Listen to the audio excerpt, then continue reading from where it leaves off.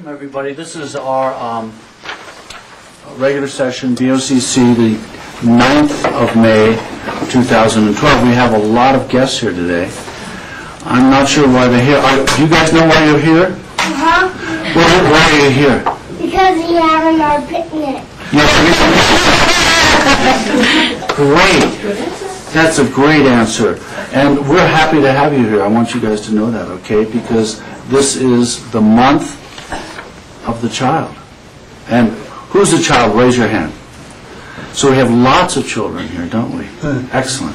Okay, I'm going to read a proclamation for you guys, okay? So this is a proclamation of Pickton County, Colorado, whereas Kids First Child Care Resource Center, the Roaring Fork Association for the Education of Young Children, Pickton County Child Care Providers, and the Rural Resort Region Early Childhood Council are celebrating the month of the young child in May. And whereas, by calling attention to the need for high-quality early childhood programs available for all families in our community and counties that champion high-quality child care reap immediate and long-term rewards for their community in economic vitality, civic participation, school success, and public safety, and whereas given the appropriate learning opportunities that high-quality early childhood programs provide children acquire the early language, mathematical, social, emotional, artistic, and physical skills and abilities that strengthen the foundation embraced by the Aspen idea, mind, body, and spirit. Now therefore be it proclaimed that the Board of County Commissioners and citizens of Pickton County join the National Association for the Education of Young Children in proclaiming May 2012 as the month of the young child. We extend our heartfelt thanks and appreciation to all those who work so hard to care for our younger citizens, and we commend those efforts and these efforts and encourage community involvement of all citizens to recognize and support the needs of young children. Thank you.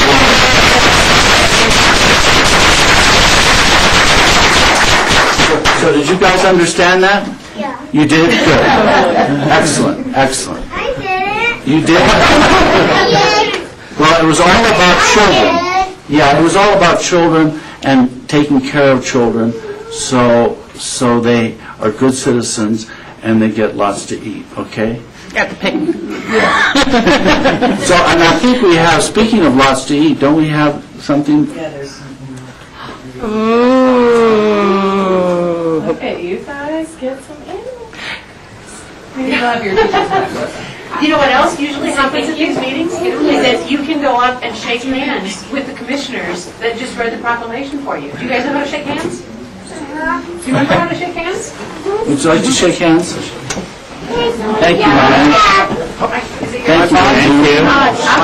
Big and strong. Yeah. Congratulations. They're big and strong and smart. Thank you very much for being here. Thank you so much. You guys go big and strong and smart, okay? Thank you. Hey, you don't have to thank you. Thank you very much. Can you shake hands over here? Thank you. Yeah. Thank you. My hand, you can shake George's hand. Shirley, are there other events associated with this week? Well, there are, and Rachel, you're involved with one of them tomorrow, our Read With Me Day. I did bring our monthly sort of announcement of all of the events that we have coming up for you guys, because we'd love to have you come to all of them. Tomorrow is the Read With Me Day, that we have 35 community members, I know, I stand with my back to somebody, to the camera, that are going to come into the classrooms from Aspen to Carbondale, read the same book to all the classrooms at the same time, and really sort of show the young children how much adults love to read and why that reading is so important. And then Saturday, we have the first annual Brain Bash.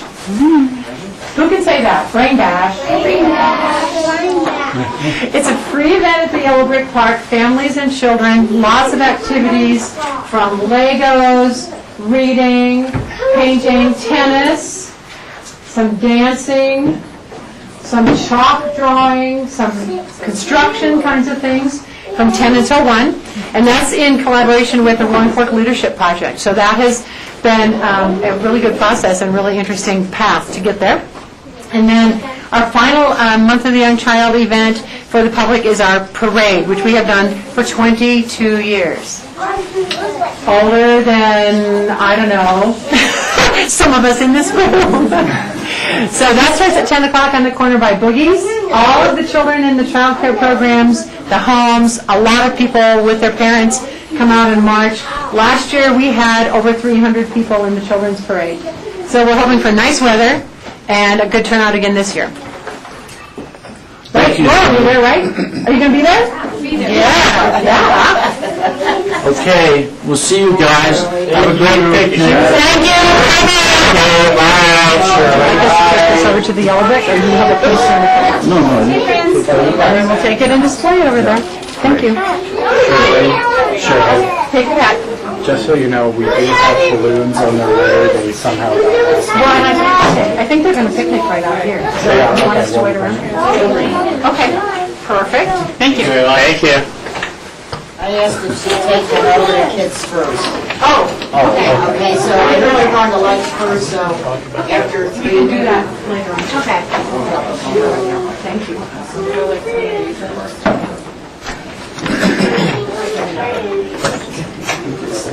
The read day is fun. I did that last year. Especially with the dolphin. Thank you. Thanks.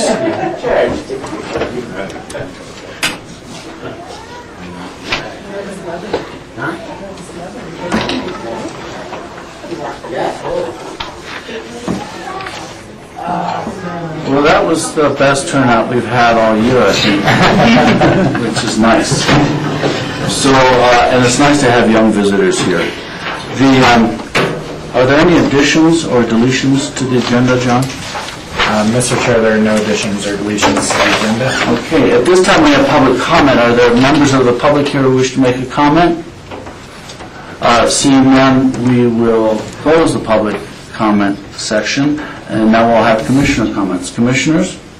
Comments? George? Also, it's probably appropriate after that great audience here, the Month of the Young Child, but I just wanted to congratulate the Aspen School District. They've been recognized by a survey by the U.S. News and World Reports as being the #1 school, high school in the state of Colorado. And I think the number 59th in the entire nation. So that's a great, great kudos, and that speaks not only to the school, but I think more importantly, it speaks to the community, the parents, the teachers, and the school board. Because as Hillary Clinton once said, it definitely takes a village, as we just saw this morning. So congratulations to the Aspen School District. And then on a similar note, RE1 School District, which encompasses BOCC, Carbondale, and Glenwood Springs, they have just hired a new superintendent. And they have some challenges there because, unlike Aspen School District, we have 3 distinct communities between BOCC, Carbondale, and Glenwood. So that's really a challenge to try to coordinate and get everyone sort of on the same page in terms of the importance of pursuing quality education from young children all the way up to pre-college and further on. So hopefully the Aspen School District will be a great model and inspiration for the rest of the schools in the Valley. So congratulations, Aspen School. Thank you, George. Other commissioners? Rachel? Yeah, just really briefly, to let the community know that this Thursday on May 10th, I am so sorry about that. I had no idea. The community's calling. Yeah, someone's calling for the community, right? And we're going to turn that off. So sorry. This Thursday on May 10th at the Eagle County building in Elgibel will be the Colorado River District's annual State of the River presentation. Representatives from the Bureau of Reclamation will be there to speak about the operations of Rudai Reservoir throughout the season and to give a general discussion about what we're going to be facing with the snowpack conditions this year. Can somebody throw that out? There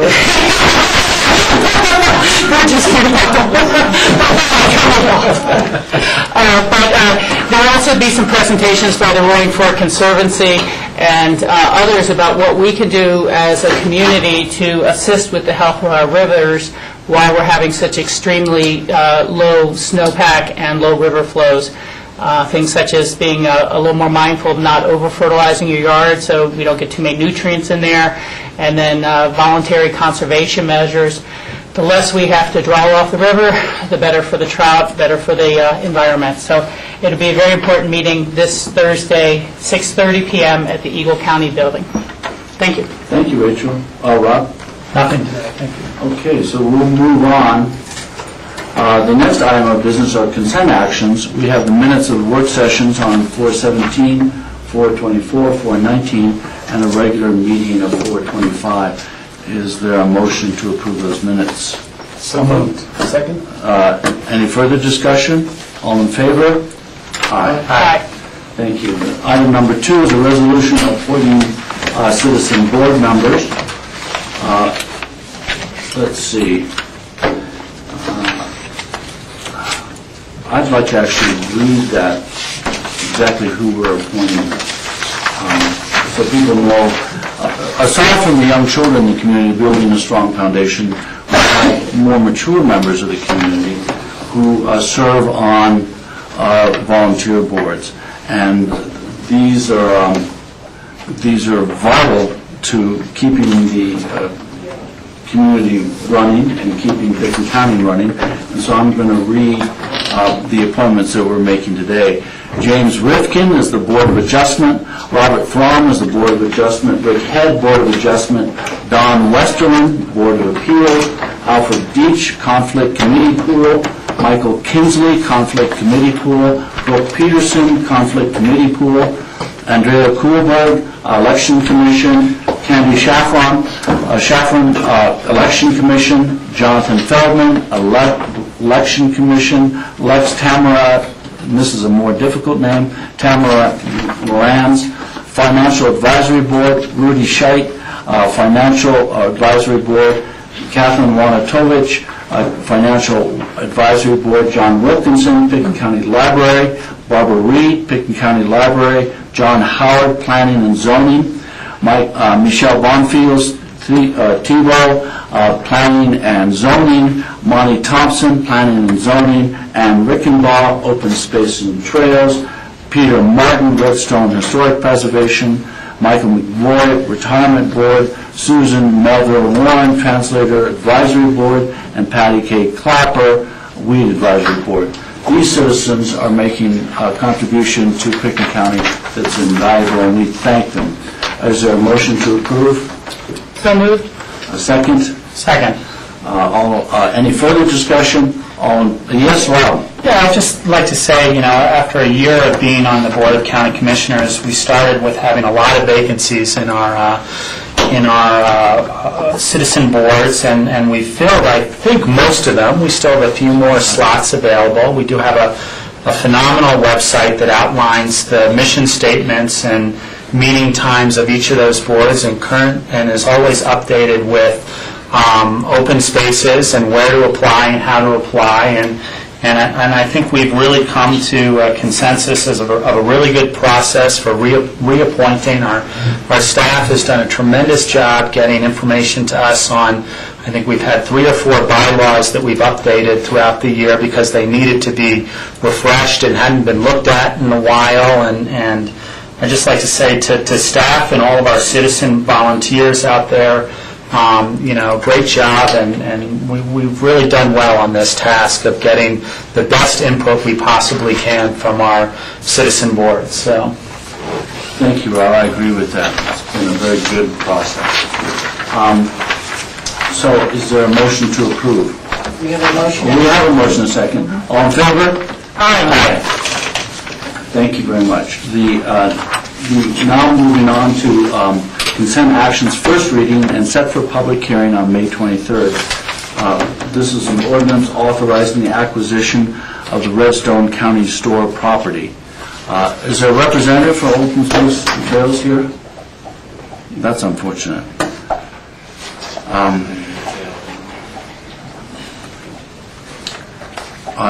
John, can we get someone? Yeah, I'm working on it.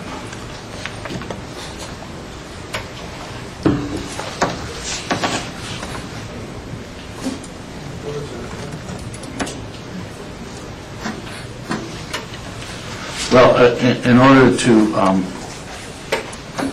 and I'm just going to read this straight off our memo, because I want people to know, we could go ahead and approve or not approve this ordinance, but it wouldn't be fair to people if we don't offer some sort of explanation.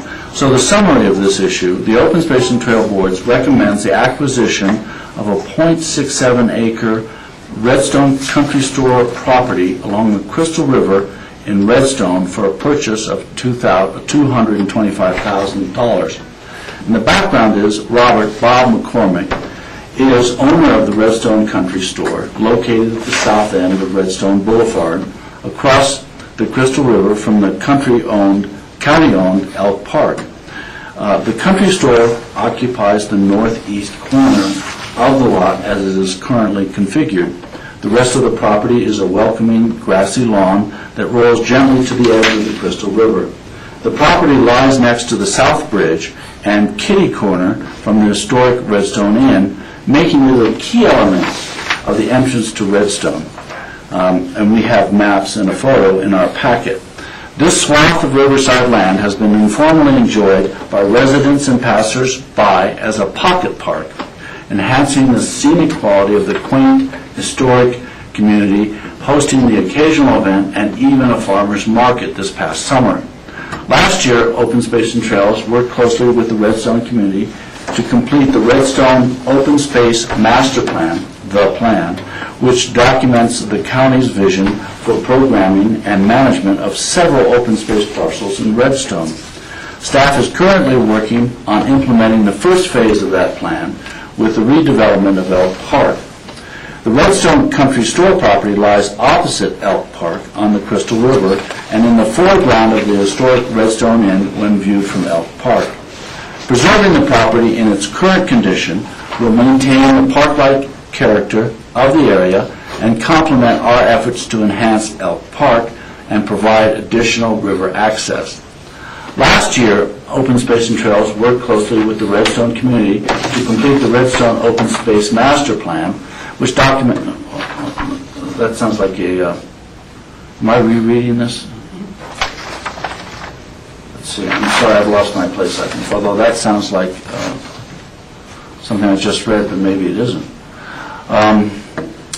Staff is currently working on implementing the first phase of the plan with the redevelopment of Elk Park. The Redstone Country Store property lies opposite.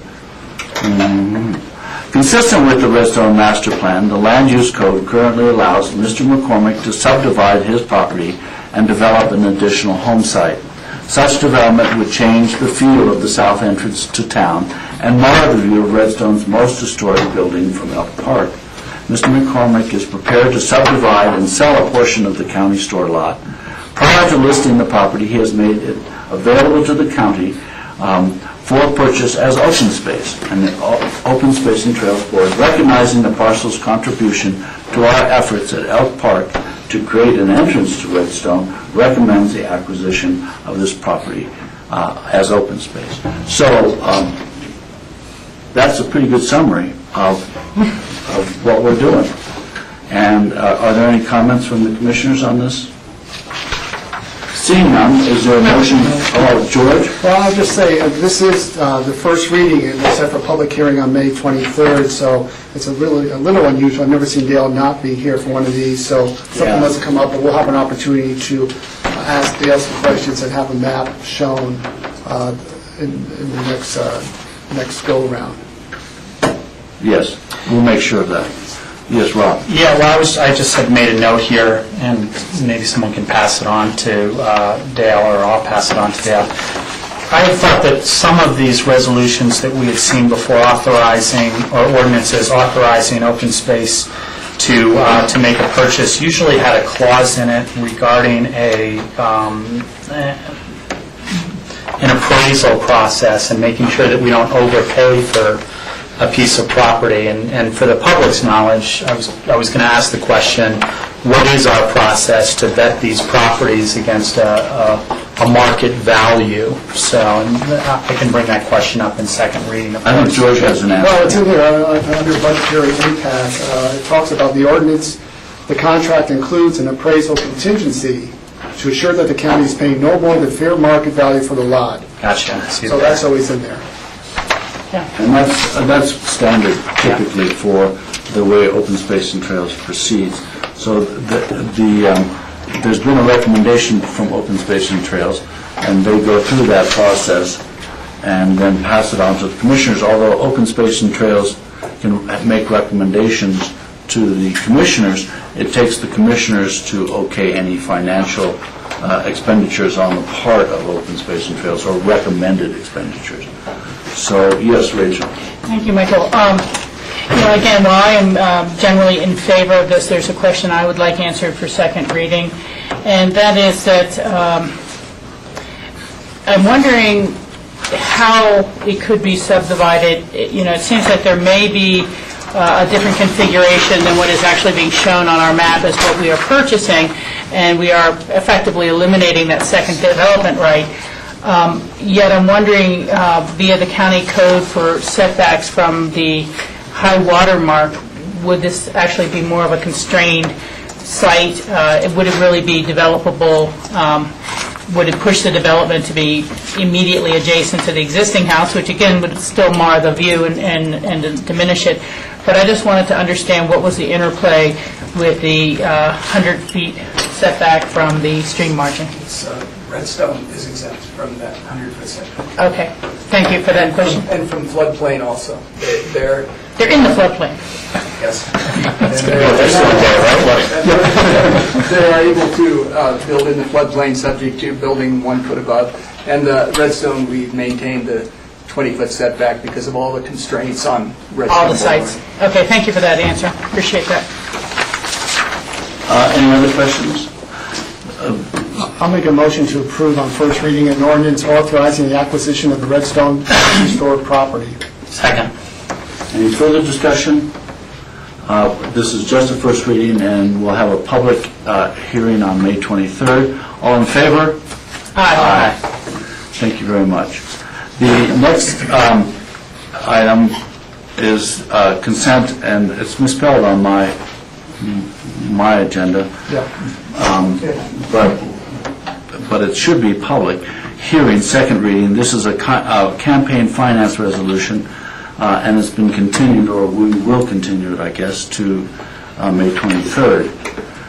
Is there a motion to continue it to May 23rd? You open this as a public hearing. Oh, okay.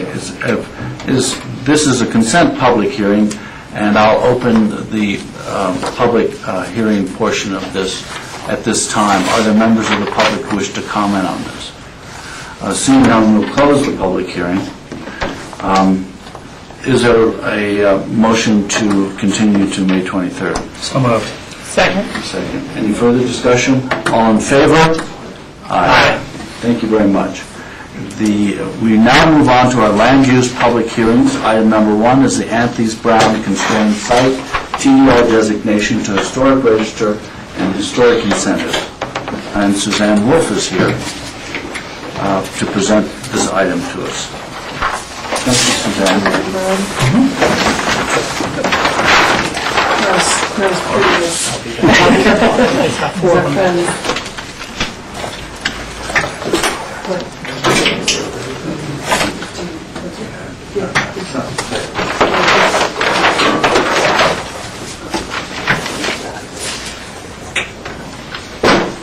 Michael, if you would like to, you can open the public hearing and close it after the last one.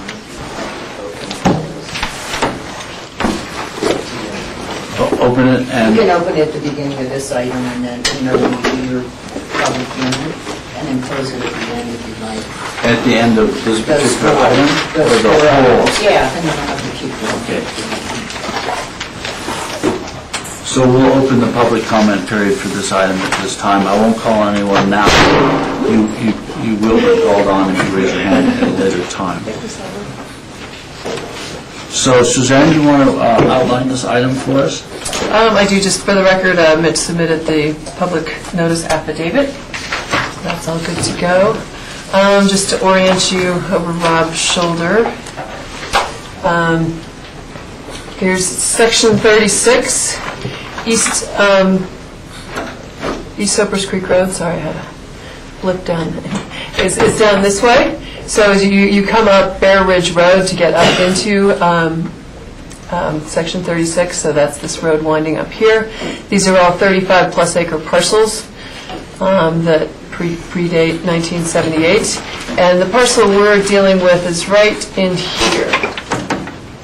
So it's essentially right in the middle of section 36. So just to orient you a little bit to other constrained sites. Sorry, I didn't use this map from the distance before. But so we have done a couple of other constrained sites up in section 36. This is one over on this side. There's another one up farther up. And then there's actually one, is it this one? I believe.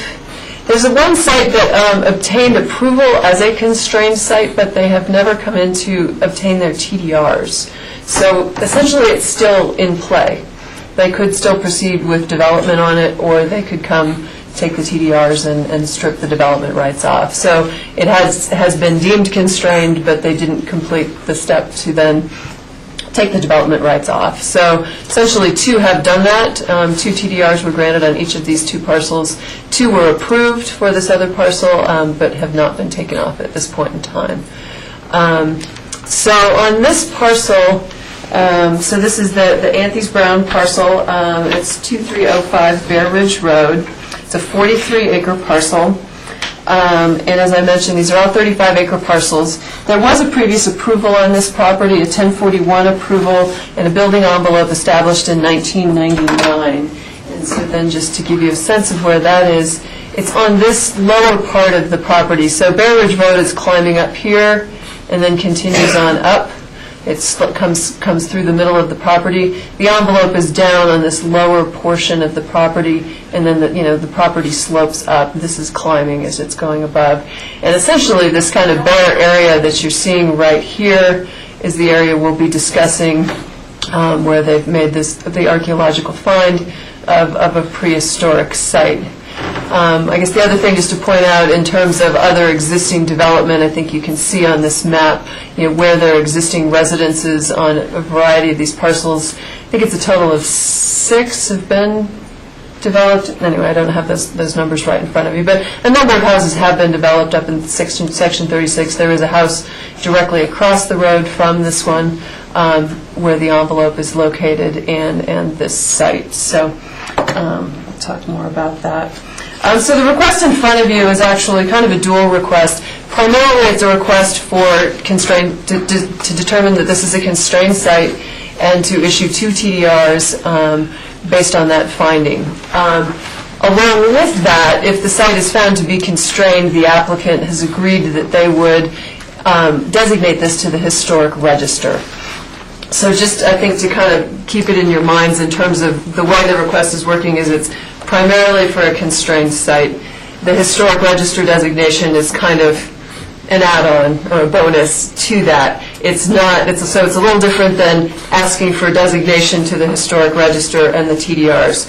So there's a combined process here. Both of those components have the potential to obtain TDRs. So anyway, I think Mitch can address that some. He had concerns with some of the comments related to the historic designation and obtaining TDRs.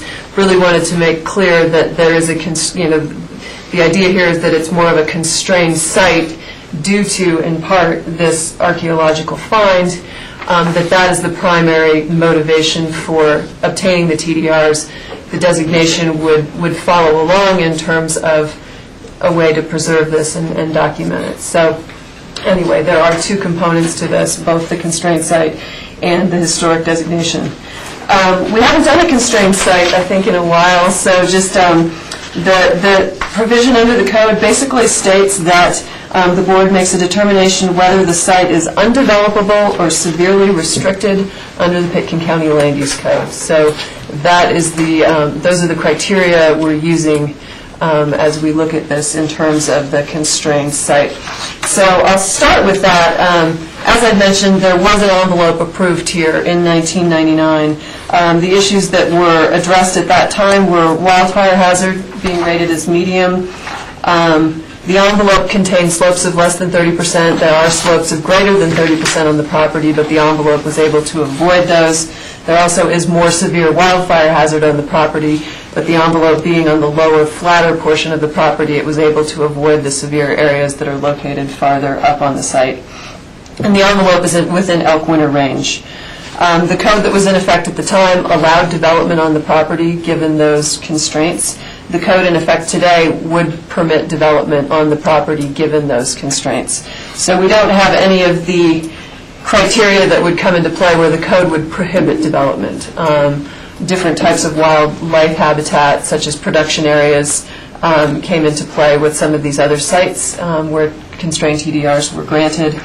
Migration corridors, I think, were also at issue with some of the other sites. But for this site specifically, the constraints are not such, the standard constraints, I guess, that we look at are not such that I would say that this is a constrained site given slopes or wildlife or those types of things.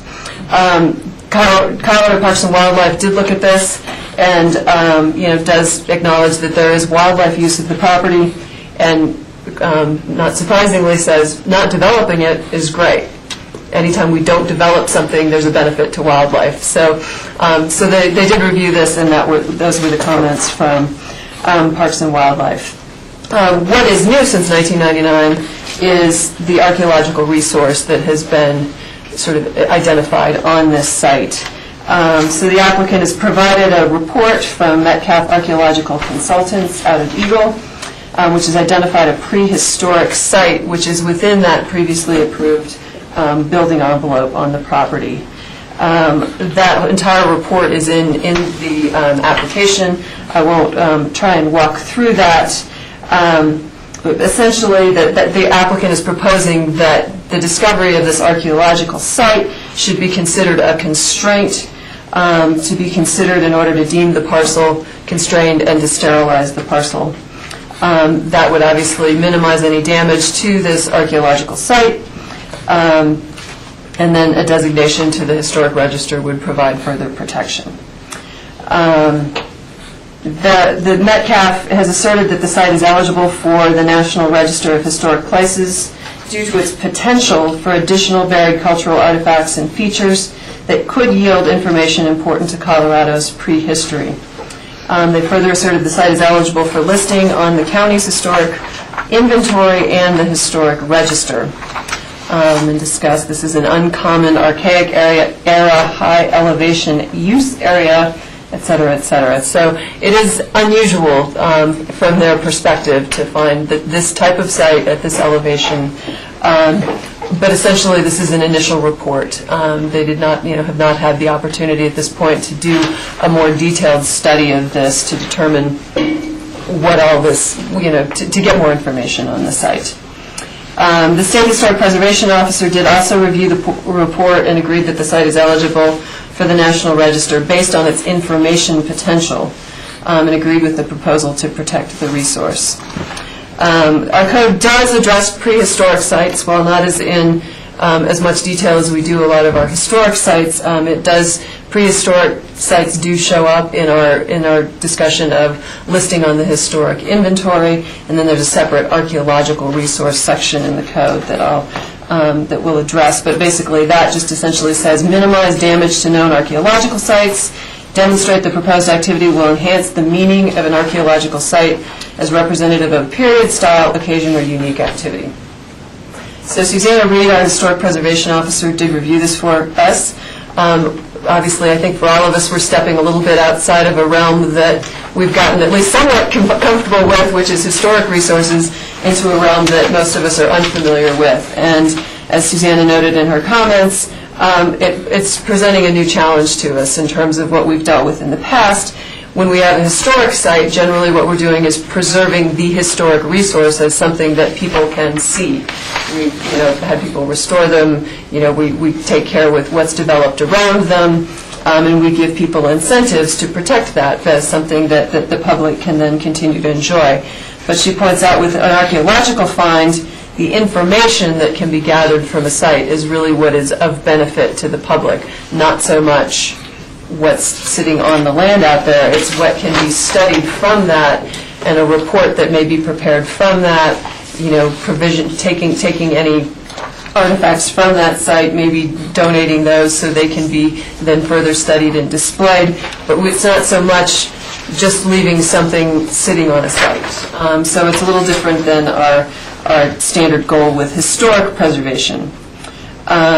So when she looked at it, she was trying to compare what we give as, we give incentives. If an owner of an historic property agrees to fully restore a property or an historic resource, those types of things, we've provided these incentives because they're keeping that resource on the site. In this case, it's a little more difficult because the benefit isn't in just leaving it sitting there on the ground. The benefit would be through further study of this. So one of her suggestions was that, at least initially, there should be some further investigation to really see if there's more there, if it just happens to be some things on the site, on the surface of the site they haven't dug down at this point. We don't know the extent. Is this spread onto other adjacent properties? Is it isolated on this one site? We would really need additional information was her thought in terms of seeing this as either a designation to the register or granting TDRs in that context. So again, I think just in discussing it further with Susanna, and Susanna is actually on vacation, so she was not available to join us today.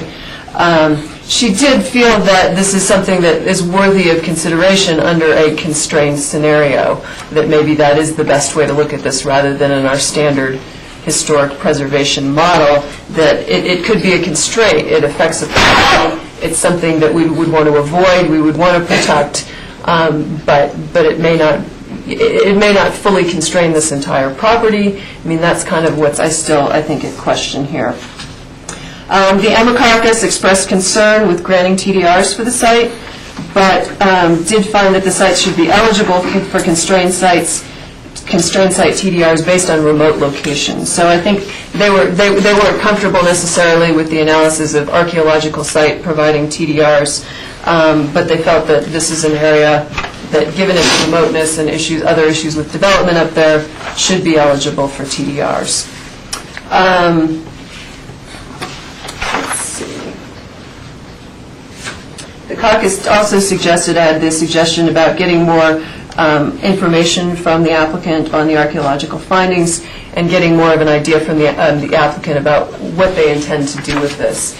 Basically, they've said they'd like it to be deemed constrained, no development would occur on the property, but there's been really no proposal brought forth in terms of what public benefit might come from this, which is generally the analysis we're doing on the historic preservation side of things. So again, we've got the two pieces of constrained site TDRs, historic preservation or archaeological preservation in this case, working together, and we've used different standards as we've reviewed those. In this case, we're kind of overlapping the two. So I do think we're looking at this similarly to historic preservation, where we're looking for some public benefit out of this.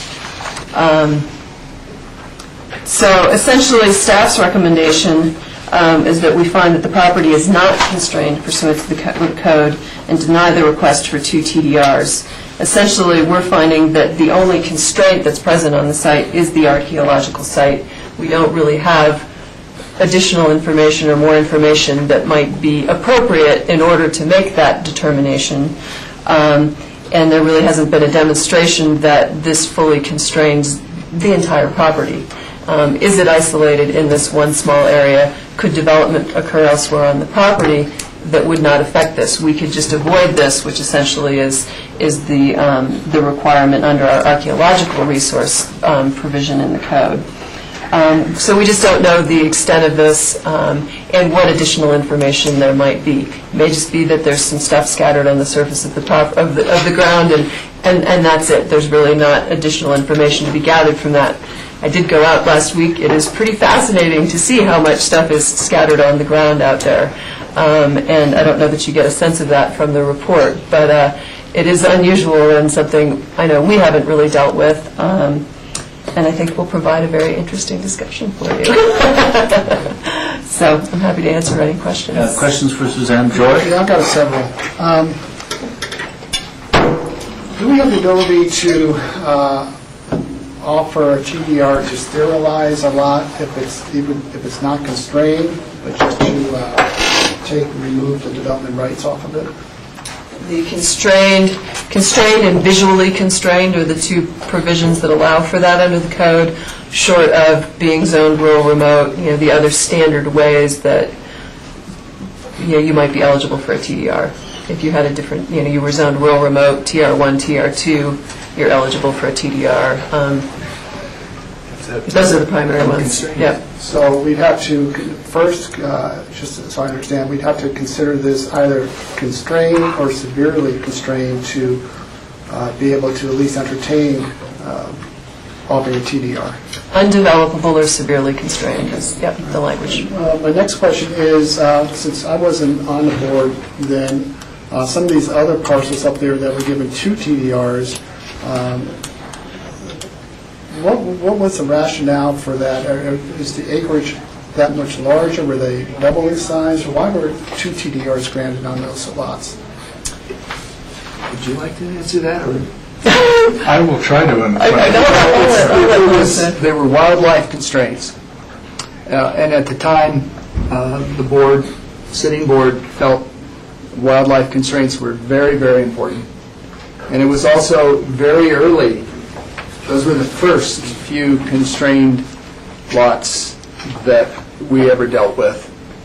And it was discretionary with the board, and they felt, for whatever reason, that 2 was more justifiable than 1.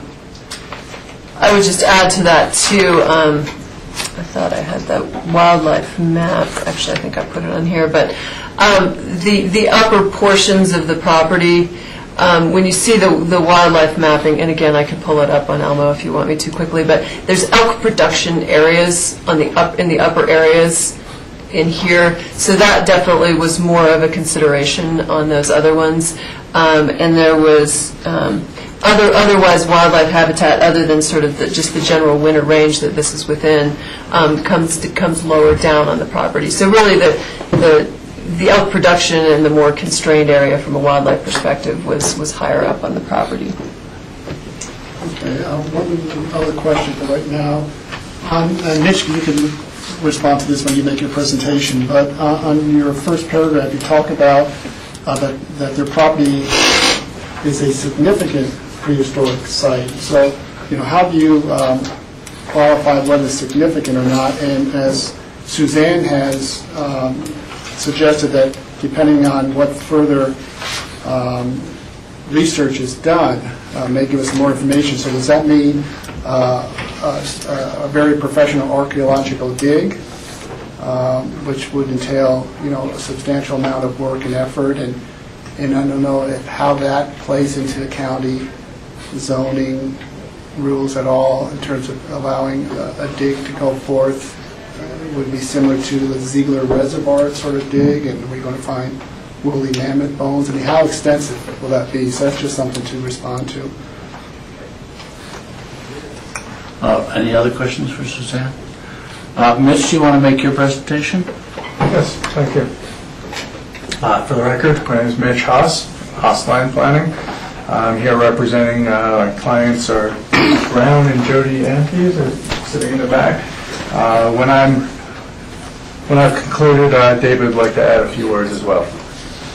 I guess I'm going to start with, to the best of my knowledge, this is the first ever application in Pickens County dealing with an archaeological resource area. We don't have a roadmap to follow. There's been no precedent for this type of review. I think everybody's kind of feeling their way through as we go. So where it come out is, we're somewhat, clearly we're disappointed with the staff recommendation. And meaning absolutely no disrespect or any criticism whatsoever, I'm afraid everyone who's reviewed this application to date has really missed the mark. I'm hoping my presentation will explain what I mean by this. We had a highly qualified archaeological firm review the site and write a report. The report's pretty detailed. Hopefully everybody's reviewed the report or at least perused it. Their findings were that it's a significant archaeological site. It's extremely rare at a location of this elevation. It's a highly valuable site, was what they called it. There was a high density of artifacts readily visible and apparent on the property. In fact, when we've been out there, it's really amazing. You walk around and you can't miss it. There's these artifacts, spearheads, chipped away rocks that have clearly been worked on in prehistoric times all over the place. The report explains that the resource maintains its integrity of location, setting, materials, workmanship, and feeling. The recommendation in the report is that the site should be preserved and that it's worthy of inclusion on the National Register of Historic Places. The findings of the report were met with concurrence by the State Historic Preservation Officer, and there's a letter from the State Historic Preservation Officer also included in the application. The resource values, as I would explain them, I'm not an expert in archaeology either, just took a couple classes in college and found all the words too long to stick with that field of study. There's an edification value here to understand where we've come from, how our history has evolved, and a very good educational value that could be gleaned from this property. The resource is completely irreplaceable. It's completely unique to this site, and it's one of those values of just knowing it's there and being preserved holds significant value. I compare that, I think it's akin to the thought of even if you never ever visit a designated wilderness area in this country, there's a value to knowing that they're there and being preserved. Well, it's similar with archaeological resources. Even if you never visit it, even if you've never seen it or know it, there's a value to knowing it exists and it's being preserved and protected. It's intrinsic. I want to move on to explaining why this site fully and completely qualifies as a constrained site under the Pickens County Land Use Code. I don't find it to be wishy-washy. I don't find it to be only one constraint. You only need one constraint. I think it's perfectly clear under the code that this site is constrained. Per the code, a constrained site is defined as a site that has been designated as a sending site for transferable development rights because of the difficulty or impossibility of approving development on the site pursuant to Section 6-70. In other words, if some of your review requirements in the code make it difficult or impossible to approve development of the site's constrained. In turn, the section that's cited in that definition, Section 6-70, explains that a TDR sending site is a, and I quote, legally created lot or parcel that has been identified as a constrained site because the lot or parcel is undevelopable or severely restricted pursuant to the Land Use Code as determined at the discretion of the Board of County Commissioners.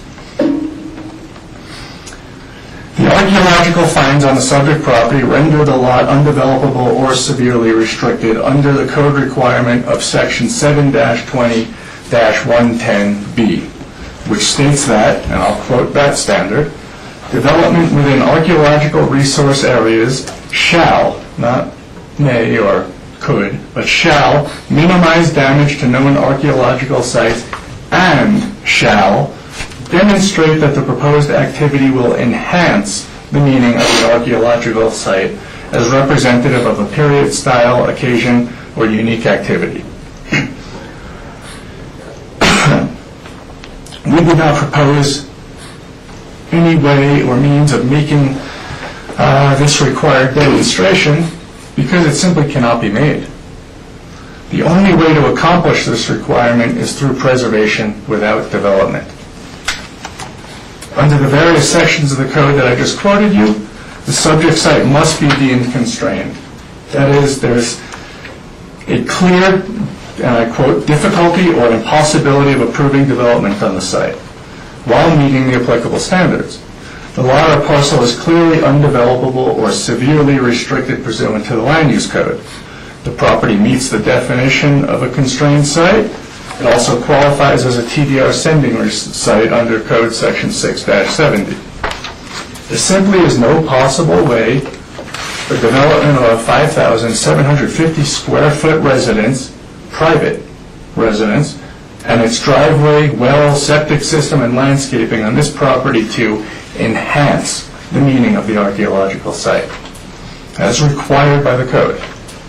Not coexist, but we must enhance it by developing it. There's simply no possible way to meet that standard.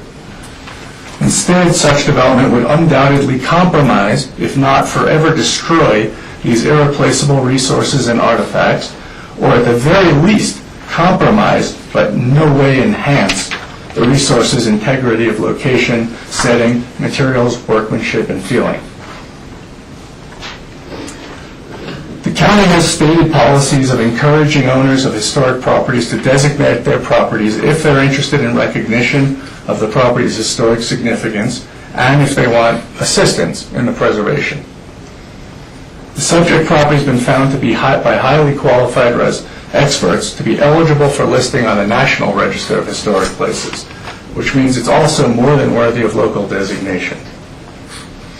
I think I've already demonstrated the property is constrained under the code requirements, and my clients are here volunteering to also place the property on the county's historic register, provided that they're granted the needed assistance in the form of 2 TDRs as equitable mitigation for its constrained site status. I want to walk through the other lots in here that have been deemed constrained, what's been considered equitable mitigation, why they've been constrained, and show you real quickly how that compares to our proposal. Is that, what's that? Throw this on there?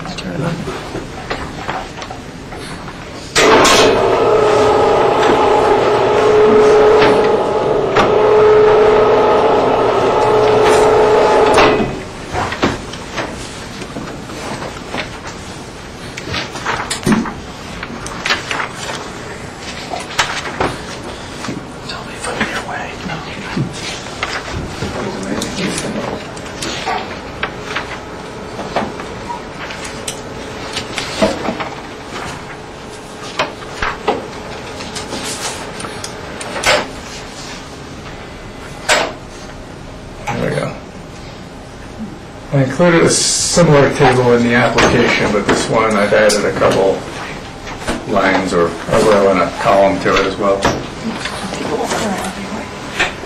So,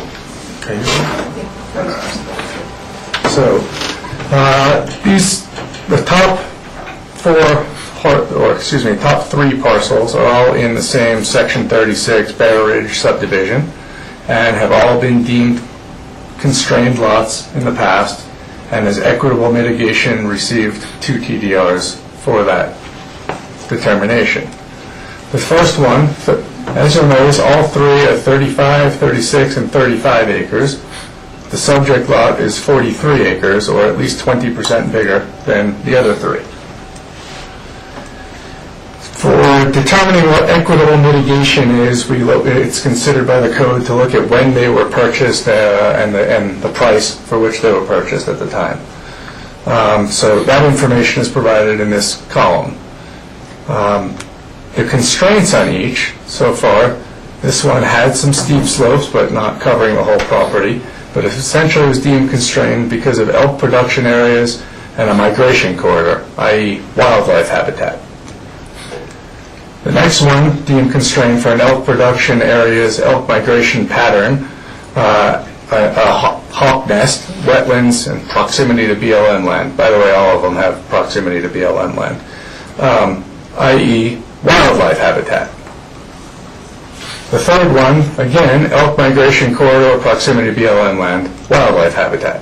So all 3 were deemed constrained based on wildlife habitat.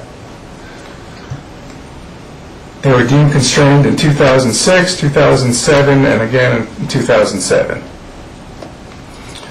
Each were issued 2 TDR. As you can see, this property owner in 1992 paid $77,000, was issued 2 TDR. At the time that was done, the approximate value of a TDR was, I'm not 100% sure of this one, I couldn't look it up, but assumed to be between $180,000 and $200,000 per TDR.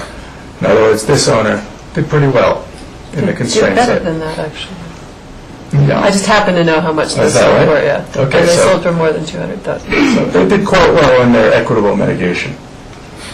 The next owner, in 2006, at the height of the market, purchased the property for $475,000.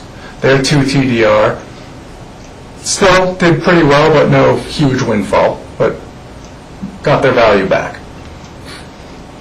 The third, 2007, paid only $200,000. Those 2 TDR were valued between $210,000 and $250,000 apiece. Well, they did quite well in equitable mitigation. Ours, today's value of a TDR has been between $120,000 to $140,000, depending who's selling them and who's buying them. And the property was bought last year for $260,000.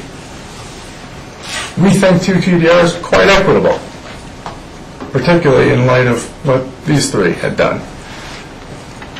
Our constraint, as I said, is archaeological resource area. We're also volunteering to put it on the historic register, and we also have proximity to BLM land, just like the others do.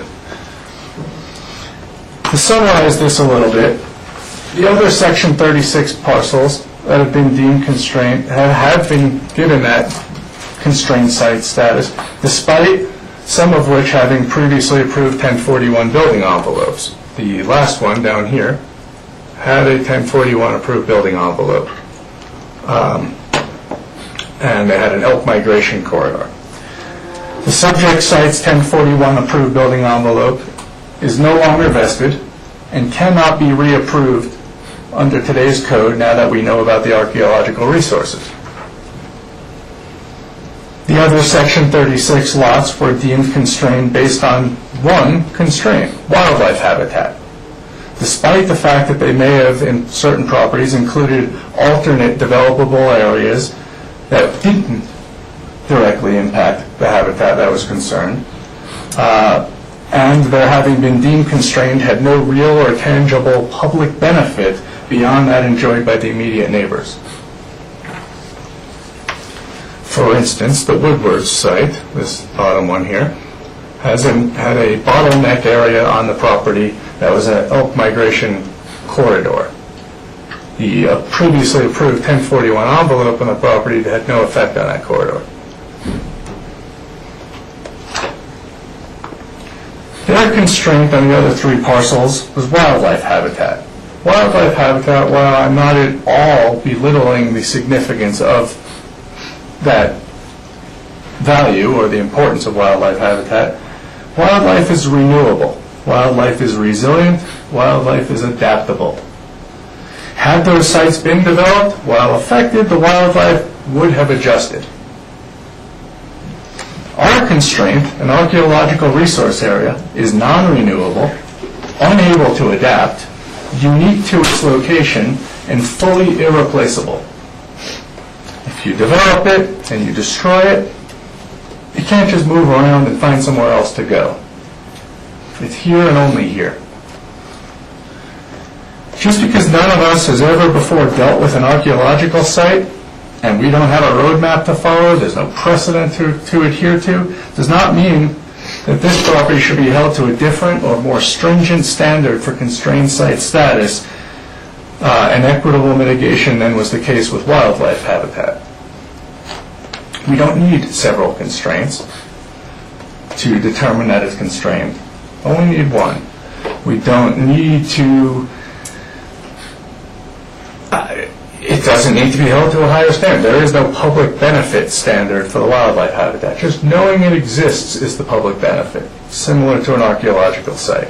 Just knowing that we're preserving it for the sake of the wildlife is the public benefit. Similar here to an archaeological site. Just knowing it's there, the intrinsic value, is what we're after. If anything, with an archaeological site, we need to be more cautious with this unique resource by eliminating development pressure and the potential for any adverse impacts. We need to deem this site constrained, issue the 2 TDRs to strip the development rights, and further protect this resource by designating the lot to the Historic Register. I think it speaks for itself. We can't adapt this site. We can't say, well, you can develop somewhere else and it won't affect it. Well, we can't develop somewhere else on this property and enhance the value and meet that standard that the code requires for archaeological sites. It's a shall standard. We have to find a way to enhance the value by development. Well, the only way to enhance the value here is to protect it by eliminating the potential for development and by putting it on the county's historic register. Whether we need to go do digs to further study it, that's all after the fact. First things first, the site's constrained, put it on the register, and then figure out how best to deal with it on the register afterwards. But even if you don't put it on the register today, it's still constrained because you can't meet the archaeological resource standard in the code by developing a 5,750 square foot private residence on this property. That's all I wanted to say. I'm happy to answer questions, but I'd like David Brown wanted to speak with you directly. So I'll leave it at that and ask David to come on up and.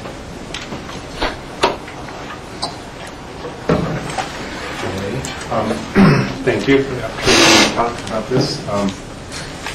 Just to introduce myself, David Brown. I'm half owner with Jody Anthes, my spouse. I'm a 45-year Valley resident. She's lifetime Valley resident, 4th generation. So, and we're both long-term 24-year members of Mountain Rescue in Aspen. We try to contribute to the community in ways. I'm an ex-fireman also. But anyway, I guess maybe it's probably because we've been here so long that we kind of have a special interest in these findings up there. We had seen them a number of years ago on the property. We live on the neighboring property, and we had been over there a few times, and we knew about it. The property was listed for sale. We knew the previous owner for a number of years. We were pretty sure he had no intention on developing it, and he wasn't aggressively trying to sell it. So we thought, just let it be, and everything would be okay, at least for a while. Finally, he changed realtors, and they got pretty aggressive trying to sell it, and the price came down, and there was another buyer made an offer on it, and they were prepared to take that offer. So we were forced to, if we were going to do anything to save this site, we were forced to act, kind of quickly. The other owners, or the other buyers, had gone out there and already put stakes around in the area, and they hadn't noticed the archaeological stuff or ignored it, but they were in the same area because it's a relatively small building envelope that was originally approved. And I believe that this archaeological, these artifacts cover at least 80% of that building envelope.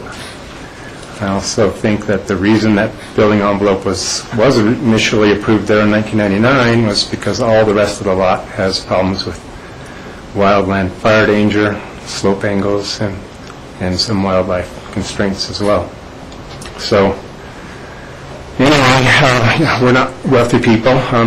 We had to go out and find money. We had to borrow almost all the money for this property, but we kind of felt we were forced into it, and to try and do something to save it, because we realize it's something that once it is destroyed, dug up, whatever, it will be no more. And like Mitch was saying, it's not replaceable at all.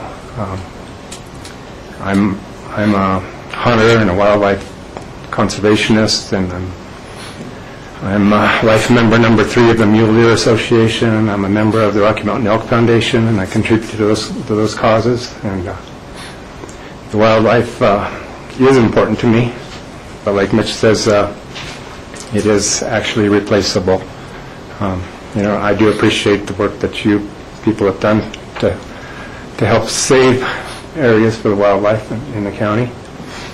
And but I think this is actually more important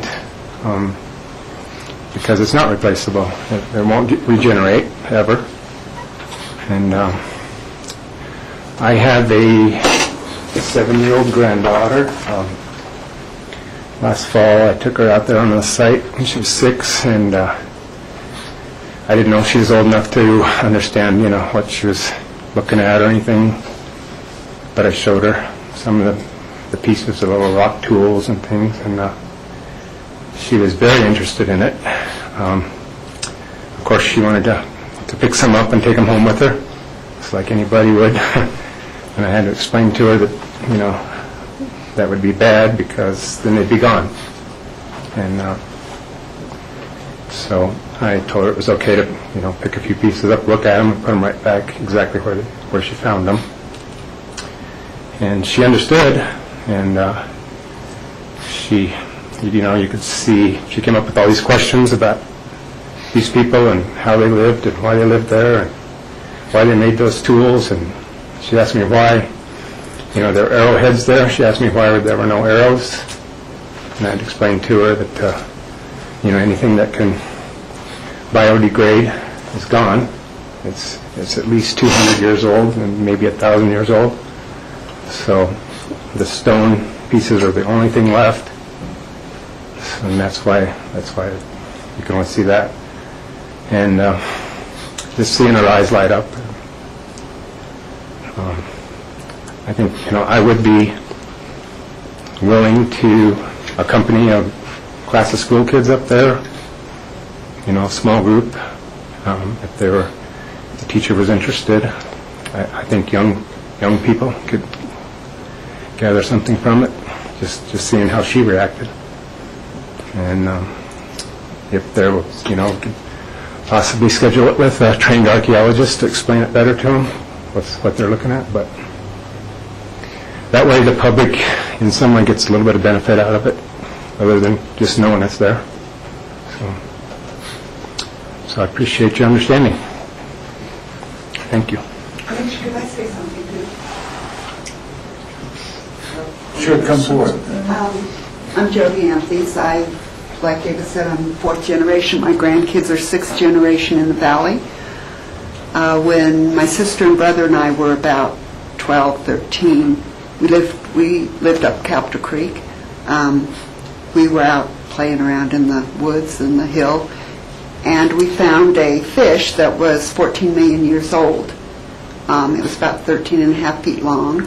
The Denver Museum now has it in Denver, and Kirk Johnson called me last year when he was up at Snowmass and asked if they could donate a cast of it to the Snowmass, whatever they're putting up there for the mastodons. And I said, of course, that'd be great. I also, being in the valley, going through, watching my parents raise us, dirt poor, nothing. Johnny Hyrup was probably one of the first excavators in this valley. He built the original Ziegler Reservoir, and it wasn't called that then. He saw the bones there. This was 50 years ago. He saw the bones, but he needed the job. He pushed them back in, covered them up, and kept digging. The history of this valley is so important to me. I know, as the years have gone by, so many people have moved in and developed and developed and developed. And we've lost, I think, our touch in being in touch with the land and the people that were here before us and what was here before us. And I think it's of tremendous importance to me and tremendous interest to me. And to lose all that, I think is really sad. I know a kid that was on a construction crew here in Aspen. He found a human leg bone with an arrowhead embedded in it. And the same thing, knowing that somebody's going to shut us down if we show this. He stuck it in his truck and drove off with it, and I think that kind of stuff is, I think it's sad. I think it's sad that we allow our history and the history of this valley to be destroyed. And so it's very important to me, the whole, like David said, the kid thing, but the whole thing, you know, it's just, I think we're losing a huge amount of our culture if we allow this development, need to develop, to take over some of the natural stuff or the previous occupants of this country. Thanks. Thank you. Any questions for Mitch? Yes, Rachel? Yeah, thank you. And thank you both for your comments. I guess a little bit of the challenge I'm having is that question of how to be preserved. And I am no expert in this either, but I have a certain interest in prehistory, a lot of books on early man and our culture and things like that. And so I'm a little familiar with some of the challenges in terms of looting of sites that occur, whether it's on public property or private property. And some of the, quote, very best finds, they never give out the details of where the locations are for that very reason on BLM land. They're kept secret.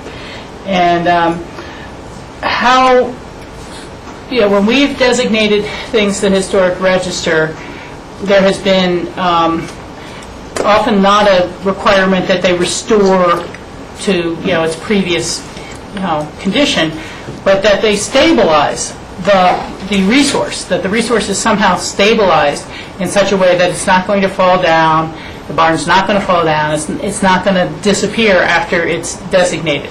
And so the question for me, and you know, I realize you probably want to get one in and one out in terms of the meetings with us, but I don't see any preservation plan for the site. I mean, it's one thing to say, well, it's private property, it's a private road, we won't allow anyone on it.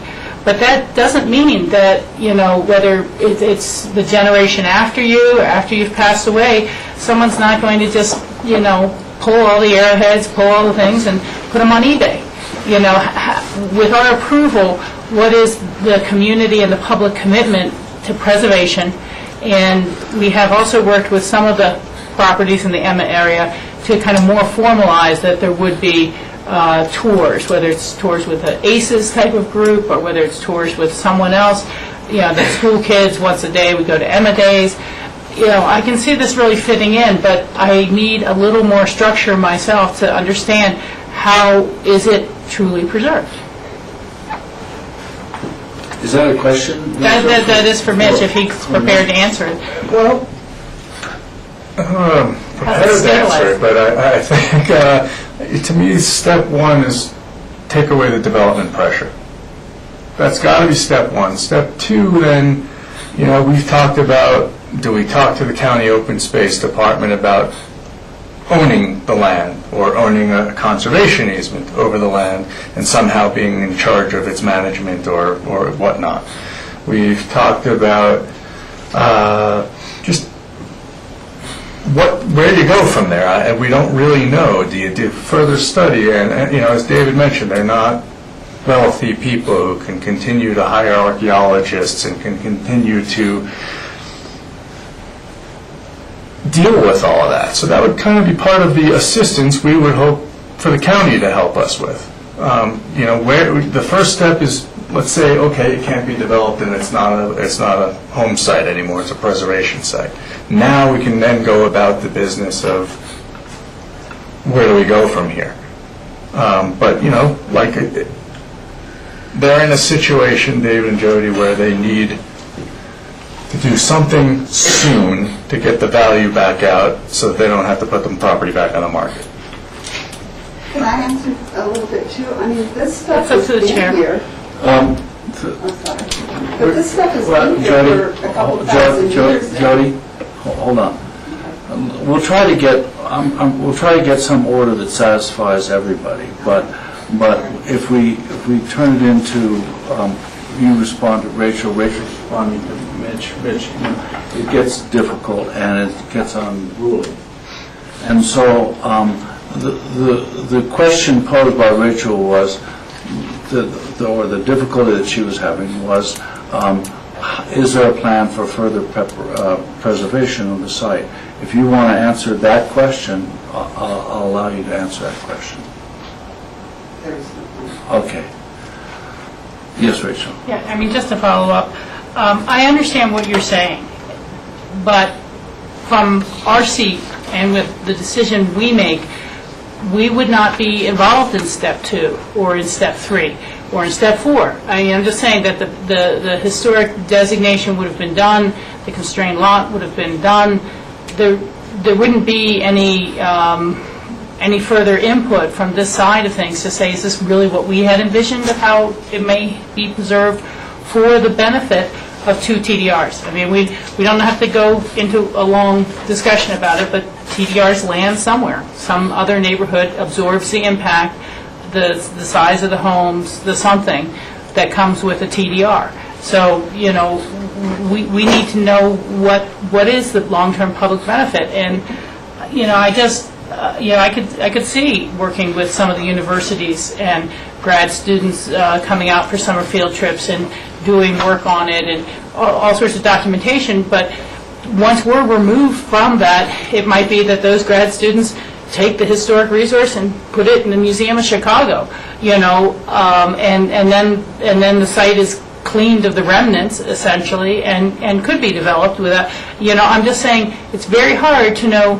what will happen. And so you're asking us to take a leap of faith, and when you're conferring a benefit and a right that will impact others in the community, I at least want to be able to say I know how it's happened. That's why, you know, potentially we could continue this and allow you some additional time to think about it. I have no idea how others feel about it overall, but to think a little about what is, because we've never put something on the historic register and conferred benefits without some sort of stabilization plan, some sort of activity, or know that it's going to come back for further review.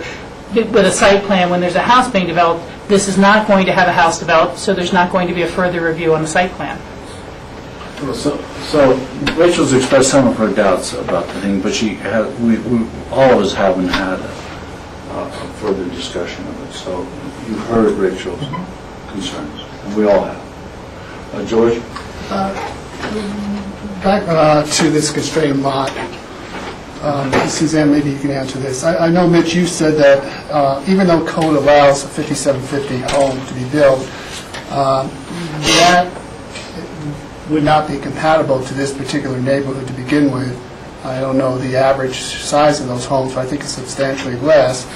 But when we look at a constrained lot or a buildable lot, and given where the prehistoric artifacts have been found, is there ability to find a building site for a substantially smaller home, similar to what we just did with a very constrained lot up at Snowmass Creek, which that house size was reduced substantially, starting at around 4,000 and ended up at 1950, to make it fit within a building site that was going to work on that constrained lot.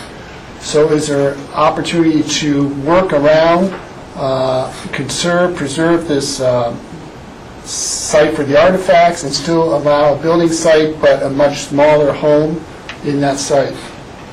I guess the piece we don't know now is, I mean, again, there's been an initial survey of what's shown on the surface. We don't know the extent of this site, the prehistoric site, and therefore how much of the previously approved envelope is impacted by that. So I don't know that I can answer the question as to, you know, what is there a reasonable area left that is not impacted by this. I don't think we have the information at this point to make that determination. Because we've got 43 acres, and I don't know, I know some of the topography up there, but I don't know this particular lot. If there's an opportunity for a smaller development site, I mean, that's a large expanse of land, 43 acres to work with. I mean, as I understand, most of it, this bench that's down by the lower portion of the road is essentially the developable area on the lot. It then, gets steeper and continues, steep throughout the property. So I think that was, what they did in 1999 was basically determine the area that could be developed by avoiding the steeper slopes, and that was the area that was defined. So now, given that, and where this, again, what we don't know is the extent of this. And, right, is that fully constraining what is available on slopes of less than 30%? In terms of the archaeological finds, and not only in this particular site, but I know, as Jody mentioned, one other fossilized animal was found. I know there's been several throughout the county. I know one up on Snowmass Creek that was then donated to the Denver Historic Museum. And I just wonder, are we really opening the door where I think there's probably many, many archaeological finds and prehistoric sites around the county, and are we really opening up the door that we're going to start to set a precedent where we're going to start to designate these areas as historic and provide the opportunity for the owners to, if they wish, to preserve some of that land for TDR.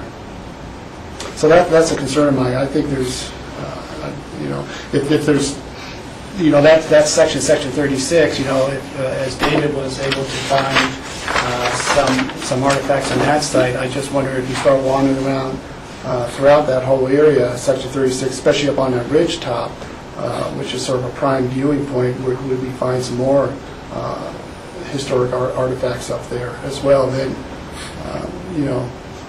then we start getting into a whole other question of how many TDRs are we really, the value of that. Rob, do you have any questions? Yes. First, I'll say I raised the same question that Rachel brought up, because we've always, with historic preservations, we've always looked at a plan to put it together. So I'm really kind of concerned about that and would like to have something in place. I want to make sure that looking at this topographical map that was in Mitch's packet, it looks like there are some areas that have less elevations, less slopes than the existing building plan. And also looking at, if I can put this back up, this has got a topographical element to it as well. I mean, there's the building envelope, the way I read this is this bottom section down here. And there looks like there's a topographical section up on top here that's another bench. Has that been considered as another building envelope? I don't know what the history is with when the building envelope was designated and why they selected that as the building envelope and they eliminated this. I know there was concern with, which would be this section, I believe. For me to jump in there, but what you're seeing there... Let me just finish my question here. My question is, one, why wasn't this area considered as a building envelope? And I believe if you look at the road goes that way, so it does go right by that section. One, why wasn't this considered as a building envelope? And two, is the archaeological significance in that area as well? Is it spread throughout the entire 40 acres, or is it limited to what might have been a small campsite in prehistoric days or whatever? We don't know. And I am completely fascinated by the element of preserving the historic value of this plot. But I want to make sure that we're not taking development, putting it elsewhere because we haven't looked at all the options. So the two questions are, why wasn't this considered for a building envelope in the past? And can we consider it now? And two, is there archaeological significance to that area? If I may, the road, let's see, it comes here. It switches back right at this corner of the property and comes up about roughly here and then out this corner. What you're seeing here is in the envelope, you're seeing 2-foot elevation contours. Out here, these are 25-foot contours. Sure. So they're going to look pretty steep when you fill in those 25 feet every 2 feet with more line. So it looks like a bench. It's not really a bench. And that area, what happens is all of this area up here is steep and or densely vegetated in oak shrub brush, which makes it high wildfire, severe wildfire hazard. And as you get to this side of the property, you get into the 1/4 mile buffer from the elk production area that's out on this part of the section 36. So within a 1/4 mile, development's prohibited from an elk production area. Severe wildfire these days you're allowed to mitigate, doesn't make it necessarily the best idea. And the slopes become steeper as you move up here. Plus, the road's coming through here as well.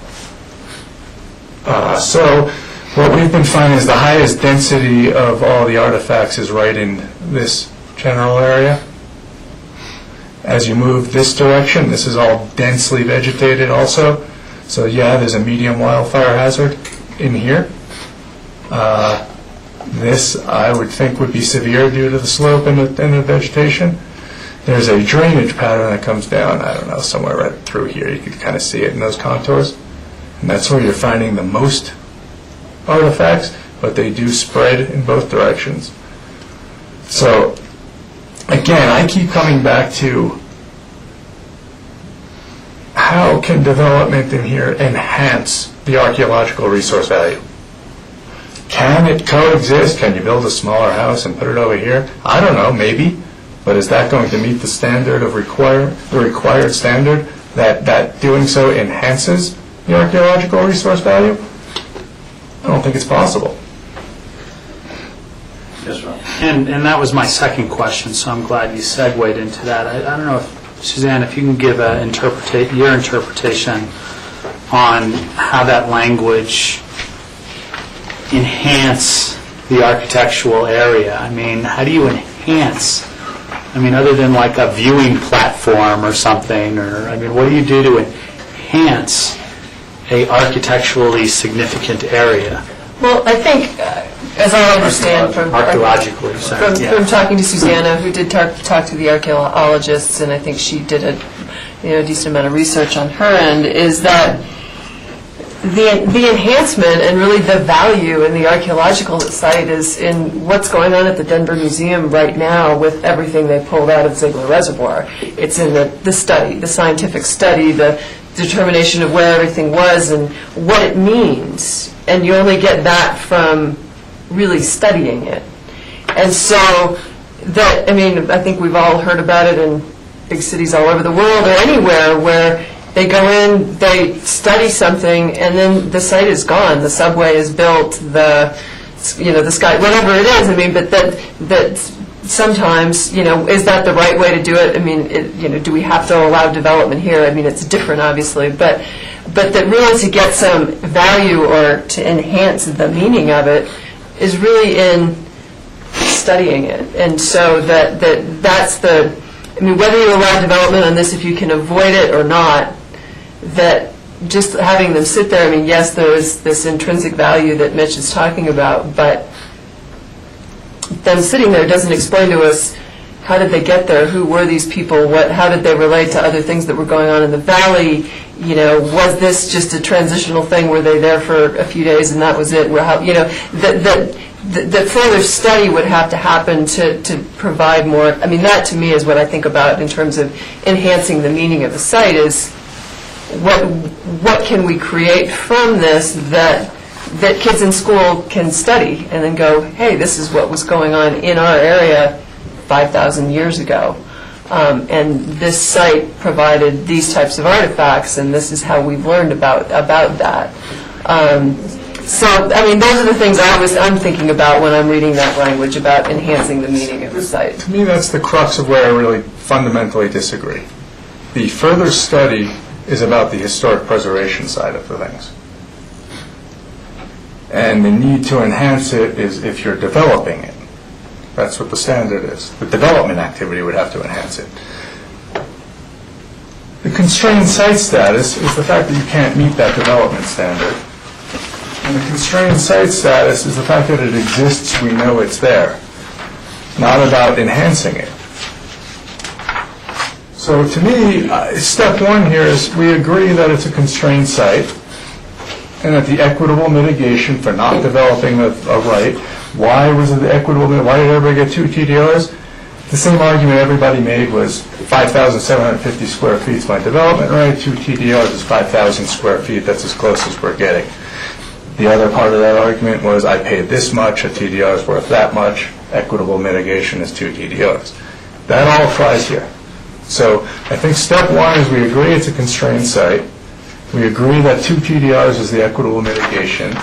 And then as a condition of all that, perhaps we figure out a historic preservation, a plan to go forward with for how to protect and preserve this site.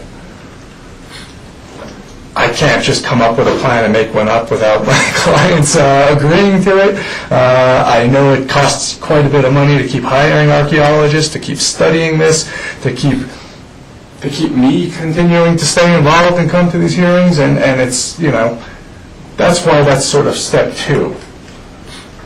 And that's where the assistance is needed from the county. Well, how would the county want it protected and preserved? That you know, we don't want to just guess at that. You want to follow up on it? No, well, it's a separate question, but it's something that you touched on, Mitch. The equitable mitigation for 2 TDRs for this site, a purchase value last year of $260,000, 2 TDRs about $260,000 plus or minus a little bit, depending what you have. It's a wash for your applicants over a year period of time. Certainly, there's carrying cost and all that on that. You know, however you want to look at it. But isn't there a continued value for your client based on the fact that this property is still going to be theirs and it's going to be empty, and they habitate on the property next door? Yeah, and that was the case with all 3 of them in Section 36. People have homes on the lots next to them. No, I mean, what my point is that and mitigation for the value is, you know, apples and apples, not apples plus an apple and a half. So, you know. And we've discussed the possibility of conservation easements, or maybe the property's granted to the county. I don't know. I'd have to talk with them about that. And then no, there's not value in owning it anymore. It's just knowing that it's there and being protected. Yeah. And, you know, that also works for other values, wildlife value, et cetera. And I'm just posing the question for our discussion later, too. I think, you know, the concern of archaeological sites being constrained as a precedent, that's a good thing. That's a good thing. There's a good precedent in the county for wildlife habitat being preserved and deemed constrained for preservation purposes, and that's a very good precedent in the county. Well, it'd be a great thing, I think, to have the same precedent for archaeological resources. Yes.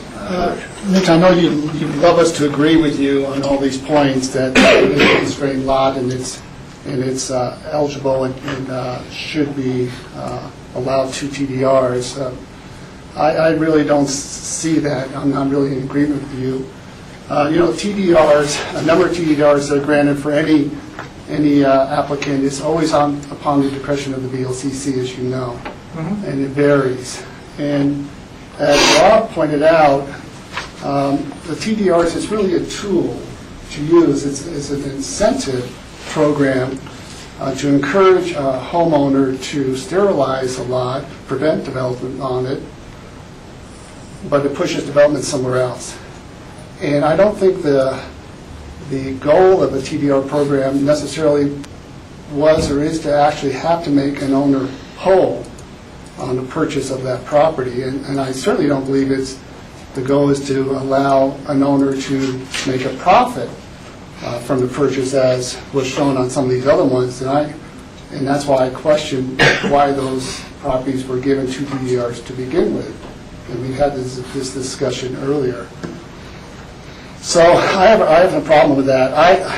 I see the importance of preserving a site for archaeological benefits.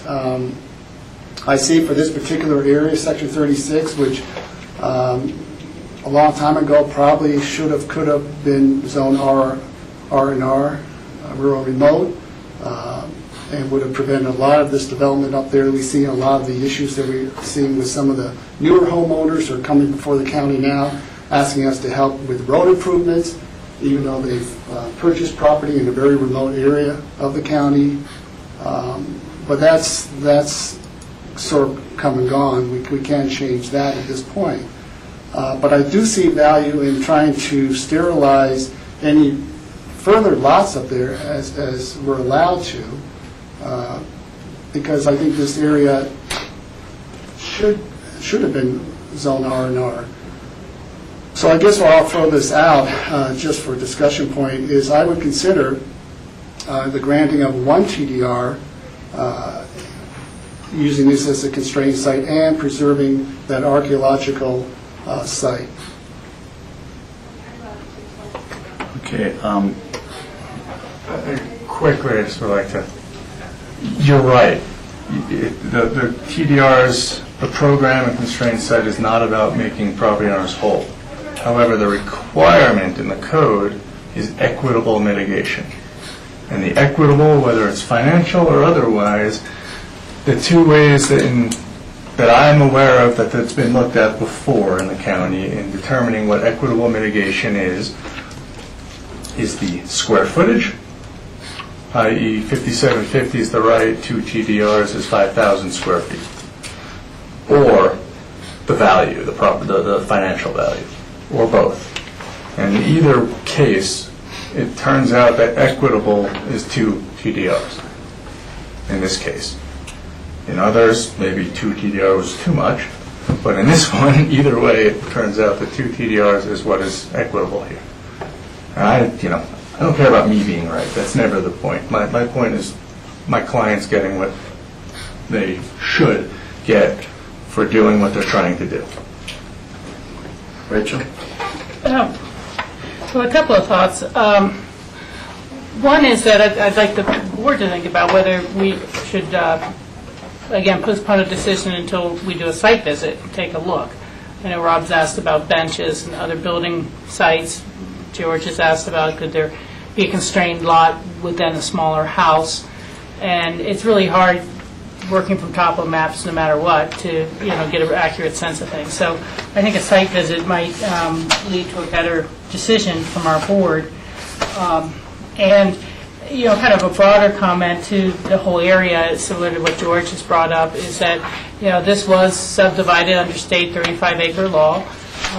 If it was done today, you wouldn't do your roads that way. You do clustering. You do all sorts of different things than you are now. And I do have some broader concerns with this area, given its proximity to BLM and wildlife concerns, and that you already have some parcels that are sterilized. And we've worked in other parts of the county, kind of as the expression is, to put the pieces of the puzzle back together to try to preserve more on a landscape scale. So it does strike me that I don't know if it would be something that our Open Space and Trails Board might be interested in taking a look at, and perhaps that there's a combination between a purchase of a conservation easement and one TDR or something like that, that would go further towards making the people whole for their investment, and also perhaps acknowledging at some level the values that accrue to neighboring properties by having adjacent open space or adjacent sterilized lands. So, I'd just like to put a little thinking cap on this rather than have to do a thumbs up, thumbs down myself, and see if there's a way to kind of put some of the pieces of the puzzle back together for the habitat benefits as well as the character of the neighborhood. And we struggle all the time dealing with pre-1974 subdivisions or pre-code subdivisions, whether it's problems with septic and water or whether it's problems with wildlife and roads. So again, I would think a site visit would be valuable, and I think kind of further consultation and thinking within the county. I know just earlier today, we looked at the significance of preserving the view plane into the Redstone Redstone Inn, and the purchase of a fairly small piece of land for that benefit. This is a much larger site that has a mix of values. Maybe some have a real high value and some are low, but it's still a totality of the package that I would like to spend more time thinking about. Is there a way to improve the area as a whole and also preserve the archaeological remnants on the site? So it's up to the board, but I think a site visit would be helpful. So, Mitch, do you think your clients would allow a site visit? I'm sure they would, yes. Would I like a decision today? Of course, but I'm not here to try to insist on a decision today. I thought today would be best used to kind of have the discussion, lay the foundation of the value of this property, the archaeological value, resource value, get that discussion kind of covered, explain why I feel it really does rise to the standard of a constrained site. And then, I agree. There is some need to continue. Yeah, I think it'd be great for everybody to see the property and to come up with a plan. Maybe it is a conservation easement and a TDR, or just a conservation easement purchased from them for whatever the number is, or I don't know. But I think the end result should be that they're happy, David and Jody are happy with having protected the property, which was their original goal, and not having gone broke doing so. So does that all have to happen today? I don't think so, but sooner than later would be good. Coming to the commissioners really gets things done sooner. So, it's just part of the process. I mean, I don't mean to be cynical about it, but it's a public process that takes lots of examination and lots of deliberation, and so it's difficult to do things immediately along with any of this. But let me ask the other commissioners: would a site visit be something you'd like, George? Sure. So it sounds like the commissioners would like a site visit in order to see this. I think it would be good. So that then begs the, do we want to continue this? And that seems to me that's what we want to do. So have all the questions been answered at this point? Are there any more questions from Mitch or Suzanne? Is there a motion to continue? I would make a motion to, do we need a date certain? There's still a public hearing too, aren't we? Yes. Okay. Well, let me just I'll wait. get over the public hearing hurdle, and then we'll talk about a motion to continue. Are there any members of the public who wish to comment on this at this time? Seeing none, we'll close the public hearing at this point. So we can move on. Yes? Okay. Before I make the motion, I would, and we'll have to look for date certains on this. We can't just continue it, or They're just checking. make us check it. My calendar. I would think that it would be valuable to try to schedule this site visit at a time when at least a couple members of the Open Space and Trails Board could attend as well. There's no reason for them to have to do a separate site visit later and things like that, and maybe the whole board can't come, but that may be a key to the puzzle. Do you know what date we should try to continue to? We were just discussing trying to come back in 2 weeks is probably too fast to try to get all that arranged and try to come up with some kind of plan for moving forward. Yeah, and the May 23rd date is, I think, kind of seriously overbooked. It is pretty booked, yeah, I'm a part of that one as well. Yeah, I'm not there on the 23rd, I know that. And then the next one after that, June 13th, I'd have to ask Jody and David how they feel, but I'm going to be out of the country that date. So we'll be talking about June 27th or June 13th if you want to come back without me. sooner rather than later is better for us. Like I said before, we have a short-term loan for this property, and then even if the two TDRs are granted, we're still left with having to market them, and before we get into trouble financially. So that's our thing. Hopefully, yeah. Maybe we say June 13th, and we'll get all our ducks in a row, and they can, okay. And that's a regular scheduled meeting? Yes.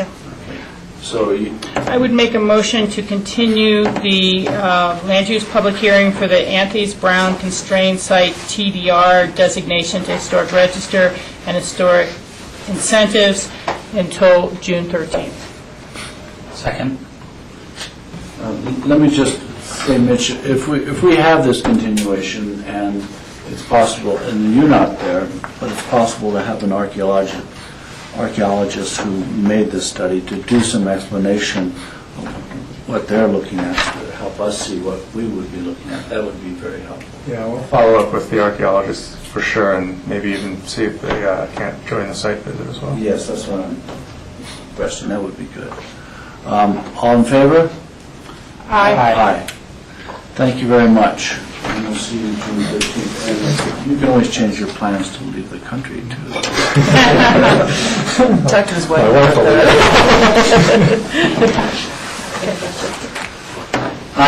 Okay. The commissioners want to take a break? We've been at this for 2 hours now. Just one thing, the Snowmass Creek Outfitters was actually going to be continued. I don't know if that got stated. There was a noticing error, and so we do need to continue that one to June 13th. I don't know that anyone's here, but if you wanted to get that out of the way. Which, Snowmass Creek Outfitters special review, so the next item. versus, And we need to open and close the public hearing in case. Right, so continue this. So, just previous to taking a break here, I hope, we have, the next item is the Snowmass Creek Outfitters Special Review for Outdoor Recreational Use. And I've just been informed that they wish to continue this hearing to what date? June 13th. To June 13th.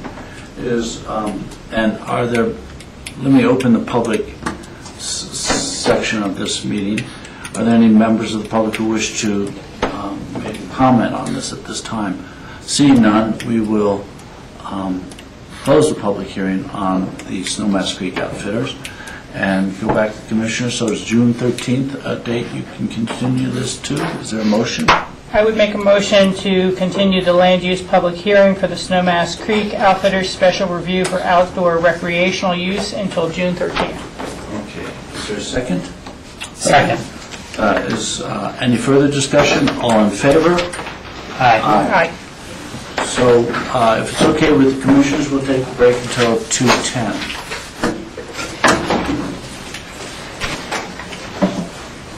Thank you, Mike. It's still conforming, and any change that would be proposed by the owner or subsequent owners would have to come back to you through the modification to an existing non-conforming use. But if the special review specifically is written to approve this gas station, meaning this canopy and those two pumps, so that anything to change the gas station aspect would require a further special review. What the special review does, if it were accomplished, would be to do away with what you see out there. None of it would be non-conforming anymore. But any further change to add pumps, to expand the canopy, would have to come back through special review. In fact, my idea was, because I mentioned in the special review resolution that the existing gas station facility, and actually my idea was to attach a picture so we knew what the existing was. Okay. George? Thought of something, Lance. So if we approve the first ordinance making this into a B1 zone, then that allows up to 6,750 square feet to be developed. However, before any development would occur, the applicant would still have to go through the normal process through P&Z and site plans, et cetera. So it doesn't guarantee the applicant the ability to build out, it just provides an opportunity. There would be different processes for different uses, but nothing could really change without some process. Any expansion would require site plan. Now, the site plan, in most cases, is an administrative review. It's done by staff, with public notice, and of course, referral to Village Homeowners Association. That would be minor development. Anything that exceeds the minor development would also kick in growth management. So there would have to be growth management allocations given, as well as a site plan review. And the growth management allocations are done through the Planning and Zoning Commission. There's site plan and growth management for anything significant. There's site plan for anything. And some uses, just like gas station, require special review. And special review comes to the Board of County Commissioners. Thank you. Yes, Rob? Lance, can you just clarify that the second part of this, the special review, is to approve the use of a gas station on this newly zoned B1 plot of land as it exists, but you also mentioned that there would be a required special review for any change to that. Is that just a change to the pumps, or is it a change to any development on the plot? Is it a... As far as the special review for the gas station, it would be any material change to the gas station facility. So looking at one of their potential build-outs with 3 buildings, they could add another building without special review as long as it's not a gas station or some other use that requires special review. So if they were to change anything regarding the activities of the gas station, or is it just the pump they would require a special review?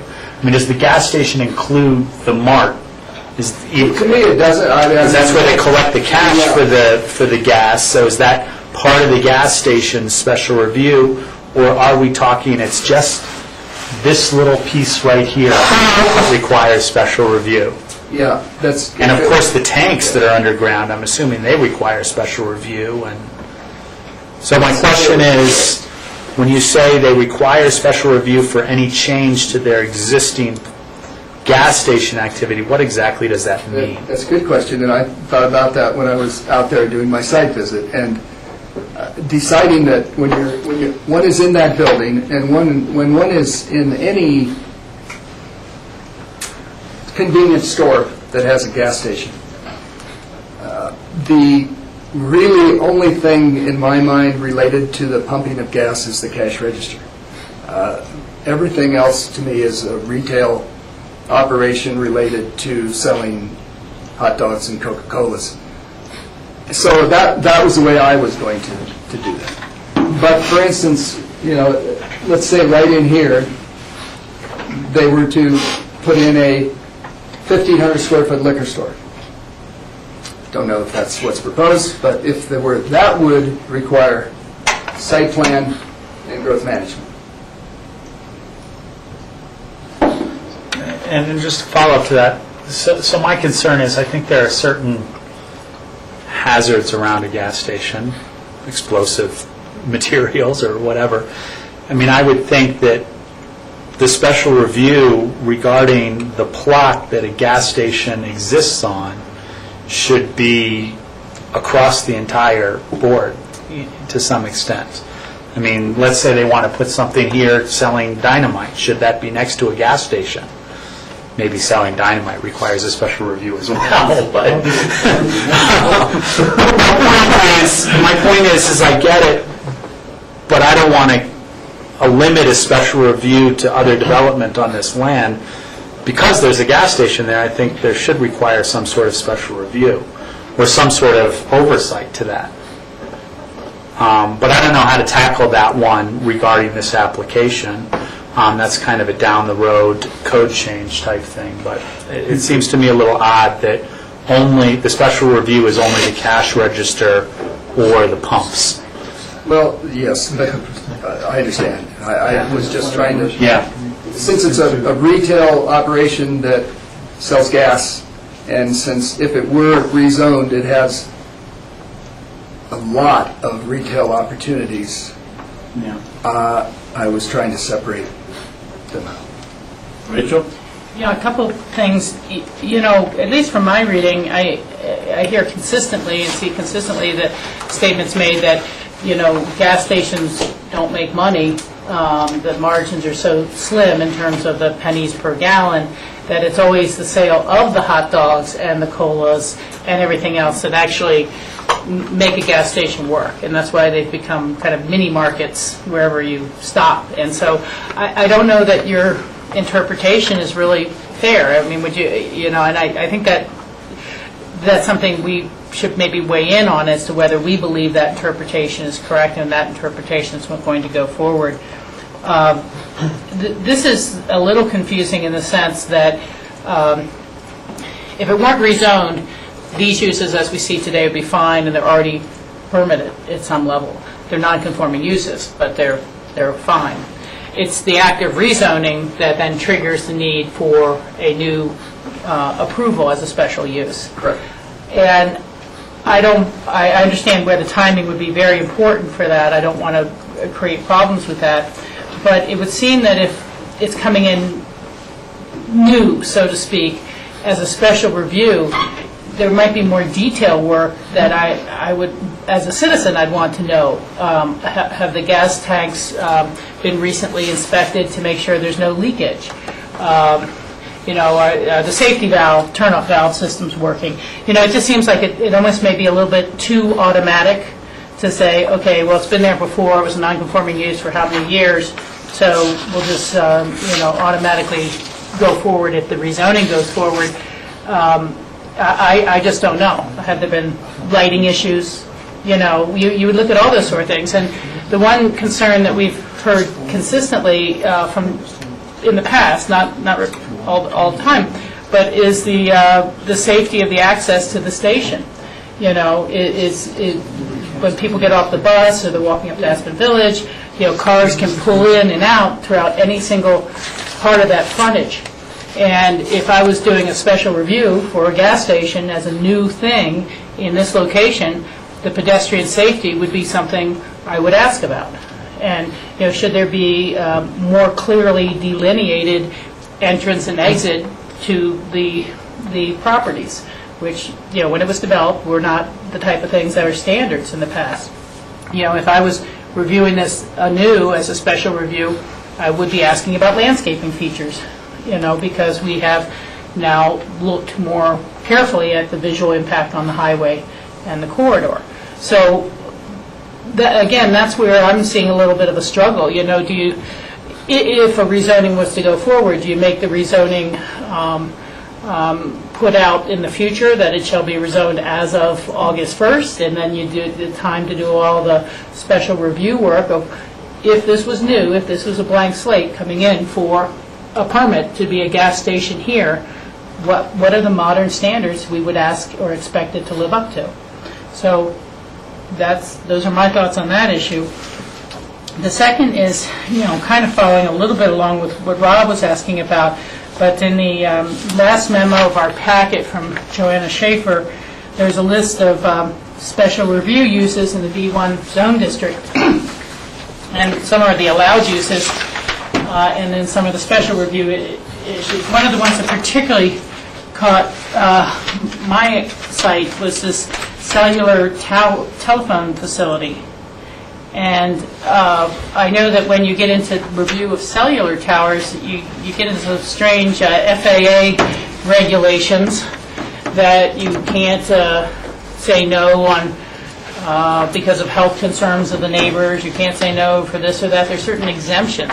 And so I'm kind of wondering, are we opening the door here with the rezoning to concerns? I mean, not that it's your current plans, Don. I just have to look at everything that's in the list and what some subsequent owner might come in with a Quest application to put up an artificial cellular pine tree, and then suddenly Aspen Village would be having the same concerns that we saw repeated so heavily with W/J. So I, would really kind of request a little bit of information, perhaps from you, Lance, and our attorney, of can we rezone, which is a discretionary action, with stipulations that some of these special review uses may not be allowed, and go ahead and eliminate them. I don't know, or can we rezone, as a discretionary action with stipulations related to the side yard setback or the square footage.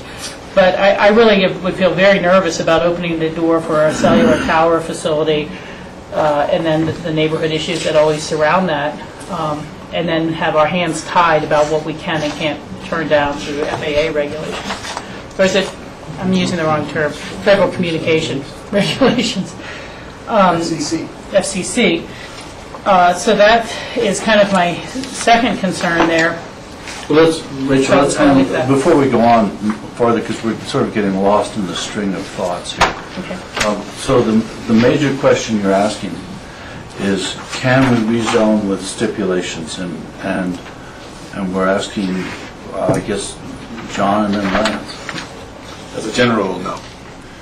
You rezone to the zone district at hand. Any parameters that are legislatively established for that zone district are what's going to apply. It's not analogous to a situation of, say, a contract zoning that you might see in an annexation event.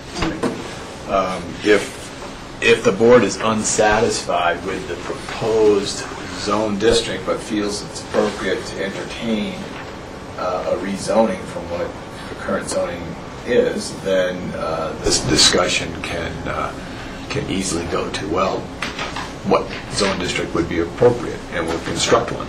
Or should this one be amended? And I don't know if this one should be amended. Depends on other applications. We might want to just keep it the way it is and employ a new zone district. But either way. Okay. Can I ask a follow-up to that? To John? Is that okay? I thought you knew all the answers. I'd like to know all the answers, but Go ahead, Alan. I'm just curious if the applicant can stipulate to limitations on the uses that would pertain to this property. I know there's been discomfort about Yes, the only way that I would think that would be, I could see setting that up appropriately would be through some sort of a covenant. Yeah, same thing.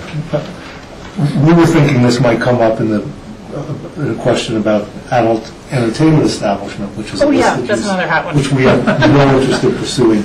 A cell tower would fall into the same category. We would certainly be, if the board is uncomfortable with that category of use, we would be comfortable in putting a limitation on the property to prohibit that. We understand that you can't condition zoning. There's really no mechanism for that to work, but we could prohibit the property from having those uses, and we'd certainly be comfortable in doing so as a condition of a rezoning. So, but let me add that the use that you talked about, and I think the use that Rachel talked about, a cellular telephone, is still a special review. Correct. It's not a review it's not a granting by right of those things. So it's based on the circumstances with whatever Board of County Commissioners is presented with that special review. So I'm not sure that that's a huge challenge. No, our covenant would basically, in effect, move it to the prohibited category from the special review category. If I understood correctly, Rachel brought up the point that cellular telephone facilities may not be denied because of federal regulations, meaning we would... Well, there's some concerns that they eliminate Yeah. from consideration. Yeah, I mean, what Rachel's addressing is that the health effects, documented or Exactly, not, yeah. can't be considered. Exactly. In that. But we have other considerations that can be considered Yeah. and have denied numerous cell phone sites, including the size of them and all kinds of things. So we also have a great deal of discretion within that category, too.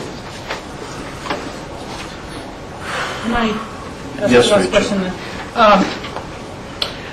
The other is, Lance, I realize there would be some site plan reviews on some of these items, but do we have any design guidelines, design standards that would apply to commercial facilities? It's our standard scenic review standards. We don't have architectural design guidelines in Pitkin County, but we have our overall scenic view protection standards, which are not quite as detailed as you might be thinking. Commercial growth management has. I'll get into it in my presentation. Okay, because I really want to understand that. I mean, on the one hand, I understand we have maybe the boxes and the view planes and the setbacks, but we can all imagine various buildings that, in different parts of the valley, that really detract from the road.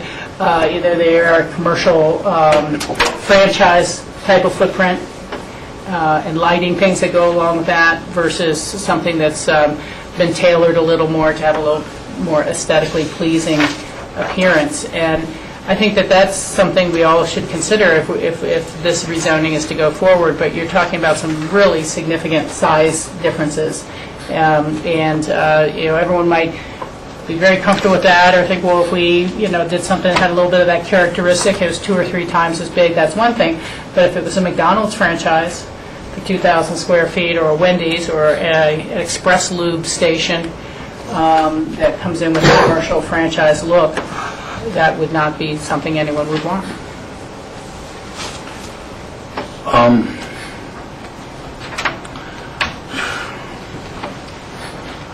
Okay, any further questions? Alan, you want to make your presentation? Thanks, please. For the record, I'm Alan Richmond. I'm representing the applicants, Don Crouch and his wife Linda, who own this property. As you know, we're asking for the property to be rezoned to B1, the purpose of that being to make the existing convenience store a conforming use. We did not originally apply for a special review for the gas station. That was something Lance thought about after our original application. It's why you see the special review letter that we submitted as an addendum to the original application. The way Lance described that to me, and our intent in doing that, was simply the use is the use. It has existed for many, many years. You, in fact, back in the 90s, allowed the use to be expanded by the creation of the canopies as a non-conforming use that the Board of County Commissioners alone has the authority to allow expansions of non-conforming uses. We're not trying to change anything there, and I, in my limited understanding of some things, I thought we had a grandfathered non-conforming use and the rezoning would just allow it to stay there. Staff felt that it was a better approach to grant it the special review use, to just recognize what's there. We're not asking for any changes to it. If the board is not comfortable with granting the special review use, situation really doesn't change one way or the other for us. The rezoning is really the crux and the core of what we're trying to accomplish here. We aren't asking you to make any changes to the property at this time. Any changes that would be made would be subject to future applications, as we've been talking about here. And everyone's right. There's a growth management review that would be involved, there's a special review, and there's a site plan review. So from our perspective, I think the most important thing that everyone needs to recognize is this approval of this application doesn't authorize development to occur here. All it does is give the owner the ability to apply.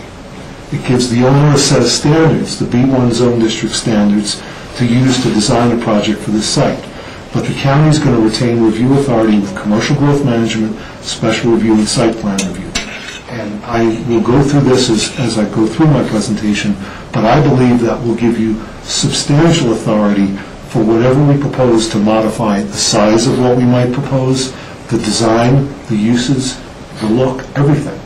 Every aspect is covered by your review standards. And the end result there is the county, through the Planning and Zoning Commission and the Board of County Commissioners, will have the ability to assure that whatever we do here is compatible with the neighborhood and acceptable to the neighborhood, and that it works from a county perspective. I don't know that I can stress that enough. All this does is it opens the door to give us the ability to talk to you as a conforming use. Lawrence has gone over some of the points that I was going to make. The gas station has been here since 1971, and the general store more than 40 years. Lance mentioned that there had been prior applications, one in 1996 and one in 1998, where Don tried to come up with a way to make this a conforming use. The first time, which was a request for rezoning to B2, the first application, the county said, no, we can't approve that because there's no development plan that comes along with this application. So Don stepped back and took some time and spent a lot of money and did a development plan. And then in 1998, the county said, now that we see the development plan, we think the B2 zone is just too intense and we can't allow this. And that was when you actually then say, well, it's okay, we will give you something, we'll give you the canopy, and there was a small expansion of the store that was approved at the time, but that was never built. It wasn't until 2006 that a real solution to the issue was put forward, and that was the revised B1 zone district. And last time at first reading, we went through the numbers. I think they're important, so I will just quickly mention them. The B2 zone that was applied for this property in the past would have allowed 29,000 square feet of floor area to be built on this property, 29,000. The B1 zone district that existed prior to 2006, before the zone district that Lance referred to, would have allowed 20,000 square feet. The B1 zone that you created in 2006 allows 6,750. So about 1/3 of what the old B1 zone allows, and less than 1/4 of what the current B2 zone would have allowed. And as Lance said, the B1 was really drawn up. It's called the rural commercial. It is for rural county commercial properties. Lance has sort of walked you through some of what we've prepared for you here today, but I'd like to go through it again. I don't know, Lance, maybe it makes sense if you put it up on the board behind the commissioners, and I'll just sort of talk from it, because it gives me something that I can point to. But you asked us to look at... Alan, would you prefer if I work from there? if he puts it up on there, you can put your pen or some device actually on the piece of paper. I'm going to learn something new. Yeah. So do everyone here. And okay, I'm happy to do that. That'd be better, I think. Okay, that's fine. So you wanted to get a sense of the potential build-out on the parcel, whether it was feasible to place the full 6,750 on the property, what the constraints to development are on the property, and that's really what we've done here. So going around the perimeter, the property is this entire area. Alan, let me ask you a question. It says here in the application that it's the commercial parcel of the Aspen Village home, something to that effect. Right. Is it part of the Aspen Village? Is it part of their homeowners association? Don can answer that. No, we're totally separate. We're our own entity. We do buy water from the Metro District that's part of the Aspen Village, but we are not governed by the homeowners association. However, we have a good, cordial working relationship with the Aspen Village Homeowners Association. Matter of fact, the president of the association is here today. So that's, but we are our own entity. The parcel was created when we did the Aspen Village subdivision. It was created and approved on that Aspen Village plat as the Aspen Village commercial parcel. And that's how it... That's separate. That's a legal description. Yeah, the description implies a relationship with Aspen Village, but there isn't one according to Mr. Crouch. Is that right? As far as the declarations and its relationship to the homeowners association, I'm not aware of either way. Okay. But Mr. Crouch has been to 2 different meetings that I'm aware of since this application was submitted. He was at a meeting with the homeowners last night, and he was at a meeting with the homeowners before the first reading as well. So there is this working relationship, and Mr. Jackson can speak to that as well. Okay. So what we were trying to do on this drawing was to set up some of the constraints that are in the existing code that help to form where the development can occur on this property, and then to just begin to conceptualize what might happen on this property. So you start, of course, with the setbacks of the B1 zone district. Those are really fairly minimal. The B1 zone has just a 30-foot front yard setback, a 10-foot side, which is shown here, and a 10-foot rear. The 30-foot front yard actually is particularly not meaningful because we also have a 100-foot setback from Highway 82. That's the more meaningful setback. So the 100-foot setback from Highway 82 runs right across this portion of the property. In fact, it runs through the front of the existing building. So any development that would occur on the property would be set back from there unless a variance were achieved from the Board of Adjustment. Since this property does have areas where development can occur outside of the 100-foot setback, variance is pretty unlikely in a case like this. You have to look at a property like this and say, you're probably going to have to respect the 100-foot setback and set back from it. So development has been shown that respects the 100-foot setback. So the 100-foot setback becomes a very meaningful determinant here. The setbacks are less of a determinant, I think, particularly the rear yard setback. The rear yard is what leads up towards Aspen Village. Aspen Village sits up on a bluff on top of this property. The more meaningful constraint on the rear of the property is this area here. The slopes behind the property are rather steep in that area. The slope essentially surrounds this portion of the property.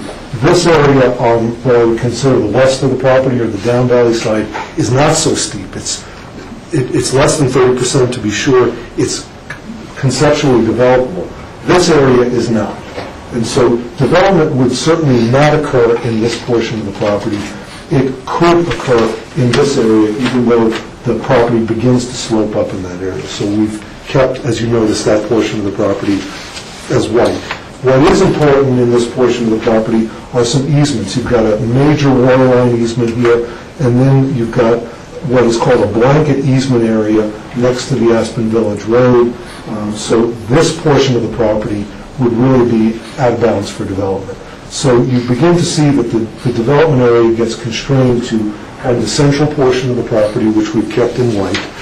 That area is about 15,000 or 16,000 square feet. So it's certainly big enough footprint-wise to accommodate the 6750. There is room there. There's room to put parking. If you were to do the full 6750, the county code would require 17 parking spaces. Now, we've just identified what I would consider totally theoretical areas here. When an actual application is submitted, I can't imagine that this is where parking would actually occur. These are more for size purposes than anything. I can imagine parking might be right next to the building, but my best guess, as this property is planned, is that we're going to have to hide the parking. We're going to have to put it behind a building, next to a building. We're going to have to landscape it, because if we don't, we're not going to be successful in growth management. So what we've done in these two drawings, and this is one of the two. This is the one that shows basically one fairly significant building and then a small building. You've got 6750 in potential, but there's one more thing in the B1 zone district that to this point in time nobody's talked about it. We didn't talk about it at first reading. I didn't talk about it. You didn't talk about it. Lance didn't talk about it, and it's really important. It's a really important element of the B1 zone. When you adopted that zone in 2006, you put use square footage limitations in the zone district. And that's not something that you always do.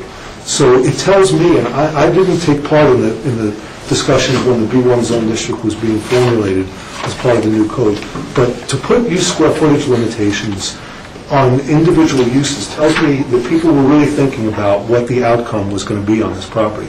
They didn't just slap a B1 zone district together and say, fine, it's all going to be great. You've got a limitation that the convenience store can't be bigger than 3,000 square feet. So we're not going to get some kind of a grocery out there of any significance. You've got, and that's basically a doubling of the size of the existing convenience store. So that's the maximum that can happen for the food service, gas service portion of this building. You've got a limitation on other stores, like a liquor store or a laundry or a beauty shop. Those are limited to 2,000 square feet in the zone district. Offices are limited to 1,000 square feet. I believe general services is limited. So, in other words, it starts to turn 6750 into very much more manageable bite-sized pieces. And this is in the zone district today. It was what you adopted in 2006. And I think, if I can read into it at all, it's an attempt to make sure that these uses stay in scale with rural county neighborhoods, that you don't get a use there that is going to draw from large areas of the county. These have to be manageable small uses. That's why we drew these little building block pods. The convenience store that you see both on this drawing and on the second drawing, that's the maximum that it can ever be. That's 3,000 square feet on one floor. That's it. So we picked building block sizes here that represent the use square footage limitations that the county has in place. So, for example, a logical thing to do if you were going to try and connect a use to this building, it's not out of the realm of possibility someone would say, I'm going to do a liquor store with a convenience store. What a novel thought. So we put a 1,500 square foot pod next to the convenience store for a liquor store. And then we have a small pod here of 2,250, which completes the 6,750 build-out. Could it be a car wash? Sure. Could it be a landscaping business? Sure. We don't know. We have not gone to that point in time because we don't know if you're going to rezone us. But these are just concepts or illustrations. This one just breaks it into three pieces. It's nothing more than that. It just simply shows that you could have three uses on this property that would meet the use square footage limitations, that would have open space areas on it, that would have circulation. And I think, from my standpoint, I look at this and I go, these are uses that are in scale with rural county commercial. They don't overwhelm a residential neighborhood. They're not something that I would fear as a neighbor. So I just want to conclude with a couple of quick points about why we think you ought to approve this rezoning. Point number 8 goes back to the letter that we submitted to you in the original application. It's something that Lance has mentioned and we've mentioned before, and that's the intent statement of the B1 zone district. We've quoted to it in the letter and in the application. It expressly states that the B1 zone district not should apply or might apply or ought to apply, applies. It says the B1 zone district applies to the Aspen Village quick mart. In my 35 years as a planner, I've never seen an intent statement that is any more clear. There's zero ambiguity in that statement that this zone district should apply, or applies, I should say, to this property. As I said, that statement was adopted in 2006. Don was right in the middle of the process. Lance has mentioned he kind of initiated, shouldn't we be talking about this as part of the new code, and you agreed.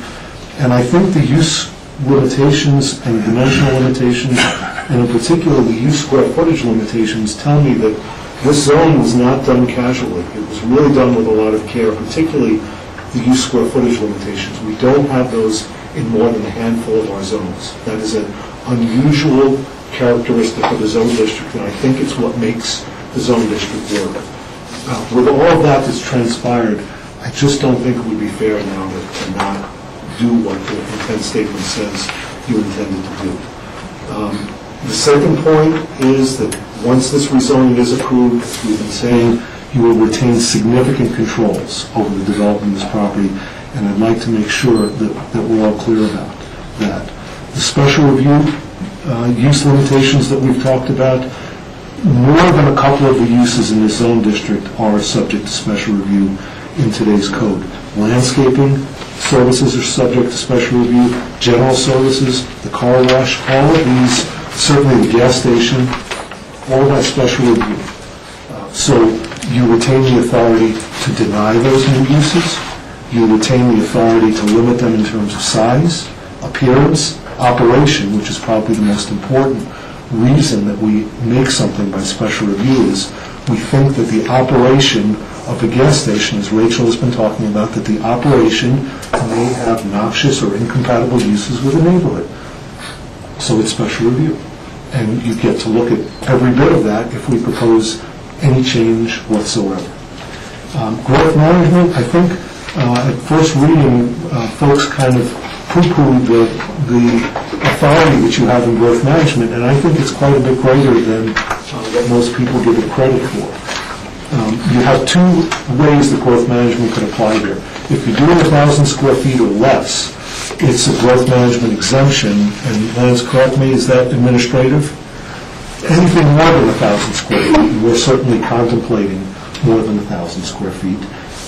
If we're successful here in a rezoning, we'll go through full growth management. Now, I understand that competition in commercial growth management is rare, if not almost never. Competition is not the issue.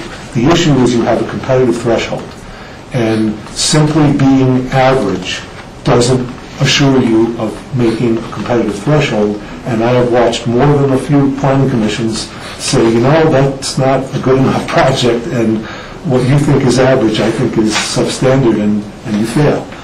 Your growth management criteria, you have 3 design criteria in commercial growth management. So each one gets its own score, and you got to do well in all of them. You have the site design criteria, you have the parking and circulation criteria, and you have the visual impact criteria. So those are on top of your site design standards. To me, that means the applicant has to break down the mass of the buildings into parts. If we just come in with a mini wall there where it's all across and it's a single building, people are going to look at it and get ill. And it's not going to do well in this community. We're going to have to screen buildings and parking from view. We're going to have to provide pedestrian amenities, because the site design criteria talks about pedestrian amenities. We have neighbors to this property that walk across it. We know that there are conflicts today. The way to resolve those conflicts is to give us the opportunity to site plan this property and to do it right.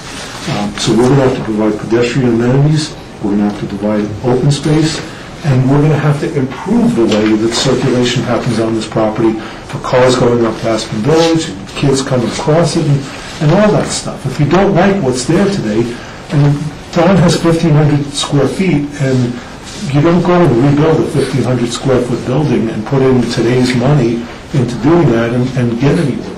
It's not going to happen.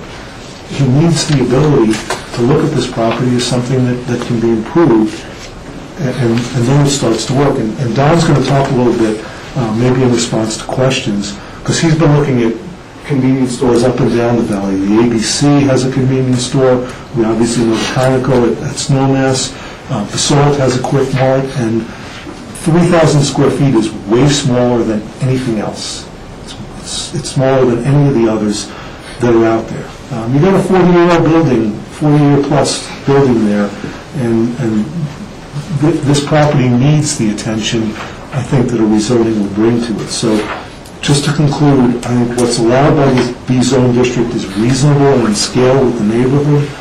All we're asking for here, all that you would be doing today, is giving the owner the chance to design a project that complies with the standards and the review procedures. You've given that opportunity. I believe Lance has said this. Every other convenience commercial store in the county now is conforming. Not every commercial property up and down the highway, but every convenience store in the county has now been made conforming. This is the only one that doesn't have that opportunity. I think it would be fair to do that here and give us the chance to demonstrate that we can design a compatible project. That's all we're asking for. Give us a chance to do something that's better here. Thanks, Alan. Questions for Alan? Yes, George. More for Lance, I think. On the B1 zoning, do we have a height limit?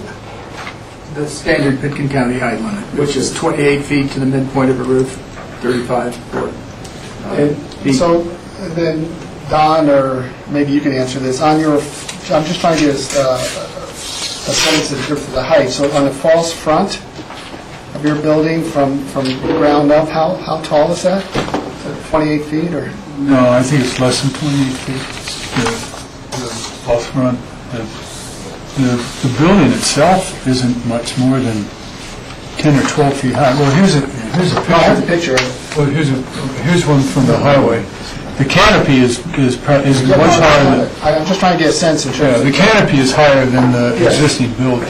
I know that. I don't think the false front is two-story, just from my own recollection. We've kicked around in our head, office is one of the uses that's allowed. And you could have up to 1,000 square feet in a business. It's conceivable that that would be a development option. If that happened, then the footprints that we show now start to squeeze in because we're showing footprints at the full build-out.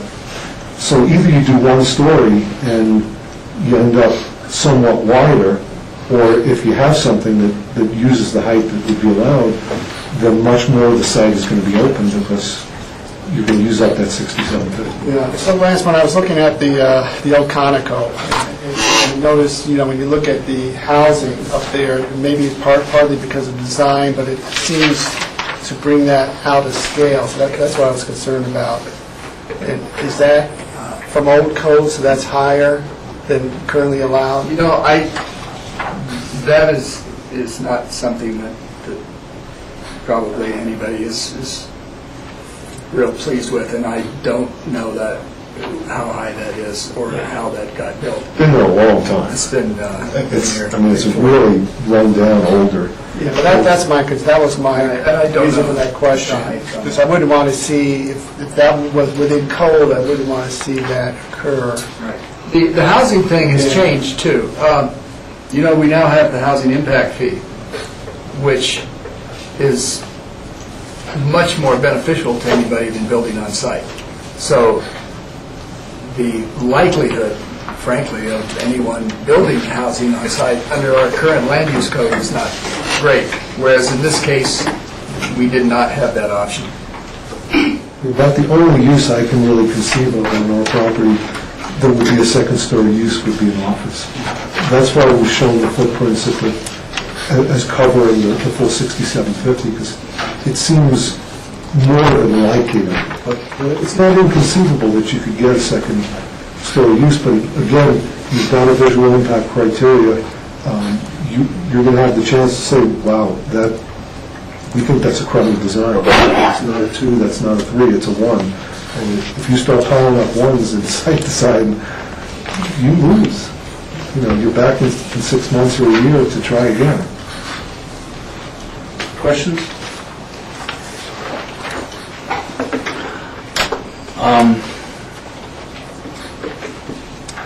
If there's no questions, is there a motion? A public hearing? Oh, thank you, Lindy. You're welcome. Yes, it is a public hearing. We'll call on the public at this point. Yes, sir. My name is Richard Jackson, and I'm the president of the HOA out of the village. And I wanted to talk to Rachel just a second. We, as an HOA, tried to install a cell tower.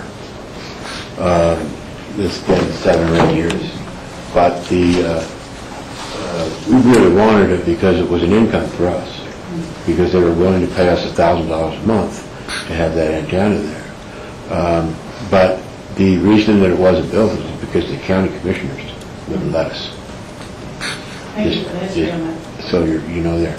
And the other thing is that Don is right in that he has no connection with the HOA. He has a small connection with the Aspen Village Metropolitan District in that we provide him water. So we include him in our service district. He's not a part of the district, but our service district, only because we supply him with water. And the other thing is that our board last night Don came out and gave us a presentation once again, and the majority of our board supports this application. Richard, let me ask you, when you say supports this application, they support the rezoning? Yes. And the special use approval? Okay. Thank you. I might want to make a statement. Just in 1 minute, and I'm just going to close the public hearing or see if there's any more people. Yes, Rachel? Before you close the public hearing, I would like to ask the representative of the Homeowners Association Yes, a go question ahead. if possible. Because we have an older letter in our packet, and I'm just kind of looking for it here. And it says that we don't want to see it built out to the full 6,700 square feet. I mean, that was the essence of the letter that we had received before. And okay, yeah, exactly. Was that from the... That's for you. Yeah, it's from you. And it says, the B1 zone allows for a large increase in square footage allowed, which we would not like to see built out to its fullest. We would like to work with Mr. Crouch to make this store a great place for our subdivision. And so I'm just looking for clarification on what the intention clarification is. is that when I wrote that letter, it was my understanding that it could be built out to a much larger amount than 6,700. We are happy with the 6,750. Okay. Thank you for that clarification. Don, you wanted to contribute? I'd just like to talk to Rachel for a minute about the gas station. You're talking to Rachel, you're talking to all of us. Yeah, I'm raising the question for everyone. Well, you raised a question about controls on the hazardous materials, and that's a state department that controls that, and we have extreme controls on that. And we do have leak detectors on everything that we have. We have our lines tested annually for leak detection, and we have a huge packet that we have to submit to the state oil and gas board every single year. We're also inspected by the state oil and gas to make sure that every gallon that you pump is exactly a gallon, and they then seal the gasoline pumps with a seal that says that this is pumping correctly. And if that seal is ever broken, we're subject to a huge fine. And we also are part of a state insurance policy that if there is a leak or a problem of that thing, then we are covered by a state insurance policy for the cleanup. And when we did do the canopy and add new pumps, it was sort of beyond the review of the county commissioners at that time, but it did go to the fire marshal, and the fire marshal had to approve it, and so did the state have to approve everything that we were doing. So all of those concerns are definitely totally covered by the state and the federal government, who put into place the certain regulations that the tanks had to be either replaced or lined, which we did, and we have them protected with cathodic protection, which means that they won't rust, and they are checked daily with a machine that we have that checks daily to see whether there's been any leakage throughout the night. And we get a readout every day. That readout has to be submitted to the state when we do our annual inspection. So it is well taken care of by other agencies other than the county.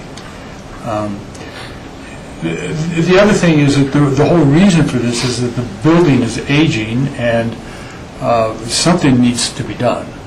But it makes no sense nor does it work economically to continue as a non-conforming use. Banks will not loan money on a non-conforming use. Therefore, even if we wanted to rebuild what we had, we would have to do it with our own funds. We couldn't go to a bank and get money because they just won't lend on it. So, and the other thing is we need to be more competitive. I mean, this was made non-conforming in 1974, so we're stuck in 1974. When we first started, the BOCC store wasn't there, the Willett store wasn't there. There was no Wendy's down at the Elgibel. It was a simple little Texaco gas station. So, we are now trying to compete in a world where they have been able to do their expansions. They're able to compete in the 2000s, but we're still stuck in the 1970s. I don't think any of you want to go back there. So that's the primary reason. That's why we're here. I want to go back to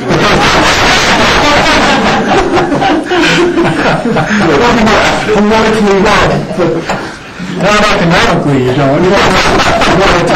That's it. Haven't changed any. We're all with two jobs. Let me ask the applicant, do you have an agreement now that Aspen Village will supply you with water for whatever size development? No. We do not. No, so if we were to do a car wash, we would have to make some sort of arrangements with the Metro District to get water and sewer. But a car wash, frankly, the newer ones are 80 and 90% recycled water, so it's not as huge of a use as the ones that use, I mean, today's world, you can reuse most of the water.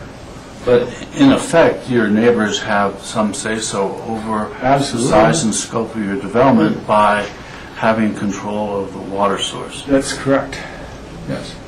Well, if we continue to use their water source, yes. Yes. Another new item in the packet this time, we had a homeowners association letter last time, but this time we had a letter from the Metro District also, and their concluding paragraph over Gary Beach's signature was, further, please be aware that any proposed expansion of demand on the district's water and sewer facilities will require prior approval by the district and the payment of tap fees by the Aspen Quick Mart. Approval may only be granted to extraterritorial uses by the district's finding that it is in the best interest of the district to serve the expanded use. Yeah, I'm just saying that for the board, I was looking for, you can be as concerned as Rachel about what this development would be, and it seems to me that the neighbors themselves have a significant amount of control on size, scope, design of this project, simply because they hold the water strings to this project. So. Plus we know all the land use items will be public hearings, and yes, and their concerns will be heard. Yes, exactly. Okay, so any further questions for the applicant? I'd like to make a motion for the rezoning of Aspen Village Commercial Partial Quick Mart from AR10 Zone District to B1 Zone District. Is there a second? I'll second it. Any further discussion by the board? Is that a hand? Yeah. Yes. Yeah, I'm going to support this. It makes sense to me to turn this into from a non-conforming to a conforming space, to allow not only future development of the commercial aspect, but to address some of the concerns that may not be addressed currently under the non-conforming, which is pedestrian safety and access, open space, and some other amenities that I think landscaping and things like that will allow that to happen, which may not happen without that. So I'm going to support that. Thank you, George. Yes, Rachel? Yeah, I'm going to support as well. It is a habit to try to ask as many tough questions as I can and make sure our staff or applicants have good answers to those. I guess it is a little bit of a leap of faith that those concerns will be fully taken care of when we all get to those different processes.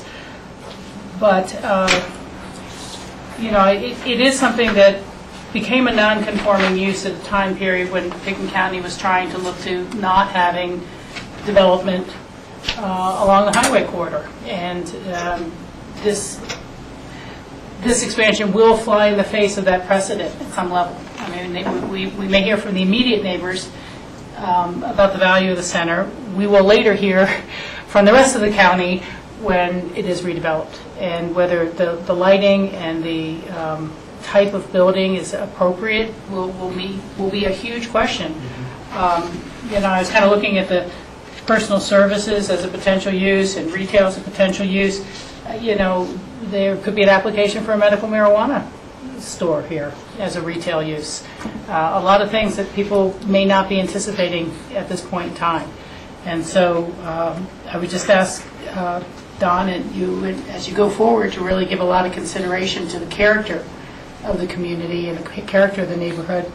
I would note that when we have a brief little break, we often head over for a hot dog or a cup of coffee, and I know the value. I used to, as I said, the first reign, live in Aspen Village, and I knew the value of being able to pick up some bread or milk at the end of the day when you'd forgotten to get it before leaving town. And I think you have an opportunity to create really kind of a center of community there as well. So, I'd say good luck with it. I think that my vote, as much as anything, is the questions have been answered, but it is a matter of fairness to the property owner. Thank you, Rachel. Rob? Okay. I think we have a motion and a second. And This is just on the rezoning. on the rezoning. All in favor? Aye. So, on to part two. Part two is special use review. What's the title here? It's a resolution of the Board of County Commissioners granting approval for the Aspen Quick Mart special review for an existing automobile service station. And Lance, do you have a presentation? No, it was really, I felt it was incorporated within, and the primary issue being that if it were to be rezoned, which it appears it will be, a service station is not an allowed use. It's a special review use. So this service station would continue to be non-conforming if we also did not do a special review. As Alan said, if it continues to be non-conforming, it continues to look exactly like it does, which they can live with. If they ever make any change to it, they'll have to come in and do that special review. I was just trying to wrap the whole thing up. And this special review is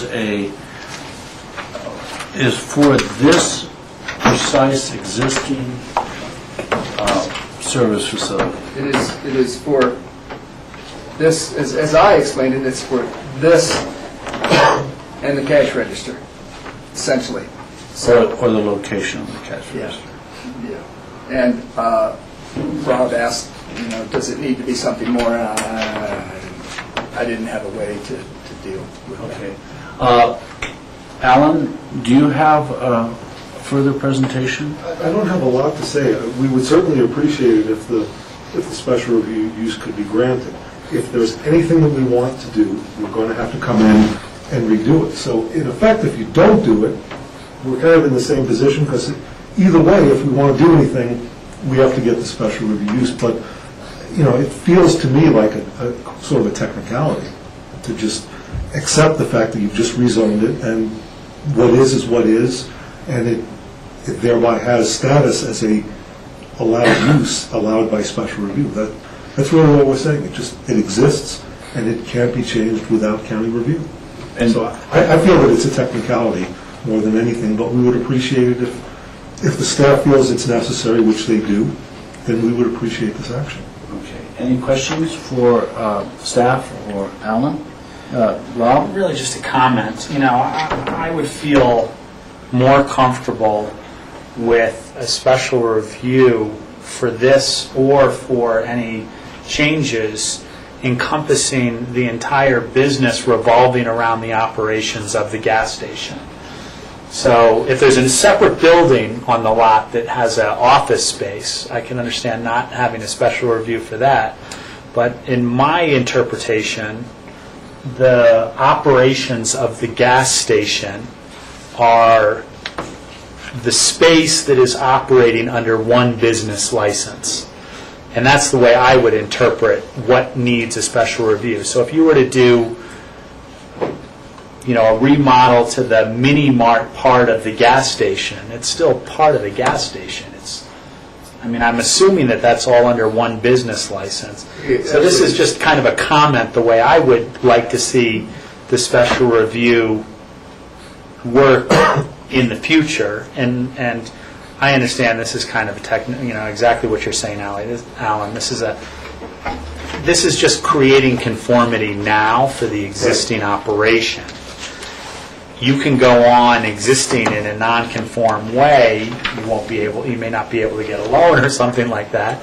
But the point of the fact is any change is going to have to come before us. But I want to be clear that if you change this building, that's part of the gas station operations, and I consider that what would need a special review in my interpretation. So I'm a little confused with Lance's interpretation of what requires a special review. But maybe this will help, and maybe not. But what requires a special review is an automobile service station.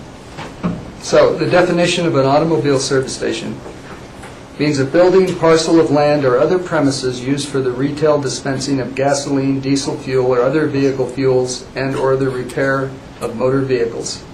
Accessory uses may include car wash and the incidental sales of vehicle maintenance products. So it doesn't really deal with the Quick Mart. But it does say the building. So if they're selling oil cans, do you sell oil inside your store? That's an automobile, and that's the building that it's in. So I would say anything related to that building is subject to special review, not just the cash register.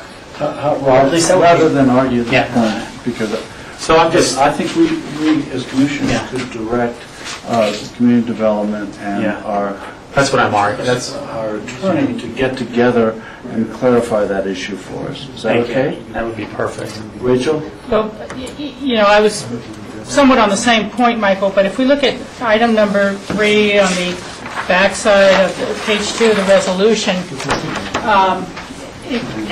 it currently says, this special review approval is for the automobile service station facility existing as of this date, which includes 2 gas pumps and a canopy.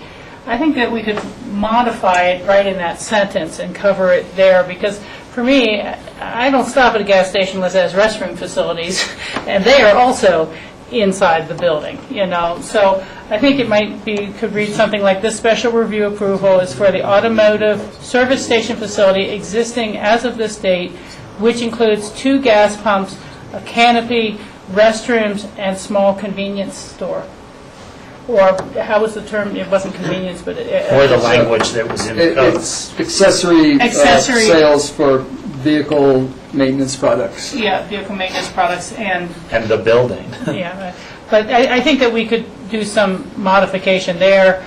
The second sentence also references the 2 gas pumps and the canopy, but we could say any expansion or modification of these elements is subject to all applicable land use code requirements, standards, and processes going forward. But I think we can cover that concern right here. Yeah, I think we can.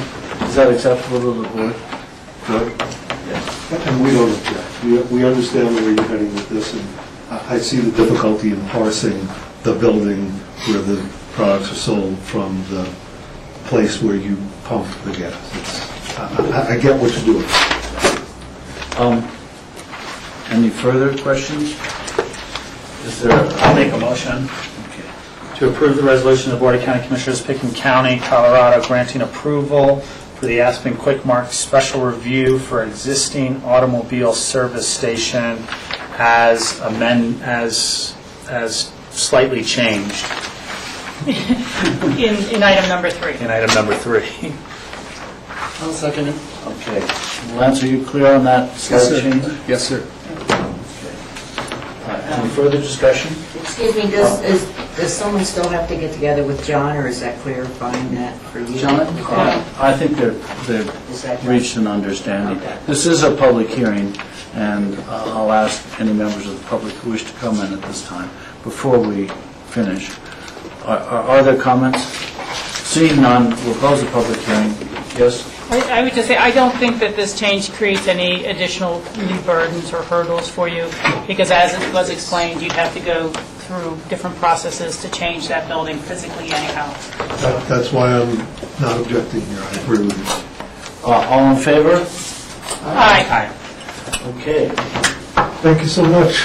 Very thorough discussion. Thank you. And we appreciate the outcome. Thank you. A long time. Sounds like it. That's 15 years. Went by in the bush. I moved out before I got any further. So we have a land use action remaining. It's number 5. It's Aspen Beaver Pond LLC, takings remediation. Suzanne will have been watching TV and is probably on her way. Okay, so we'll take a 5-minute break and return by. Or I should say, watching her computer now.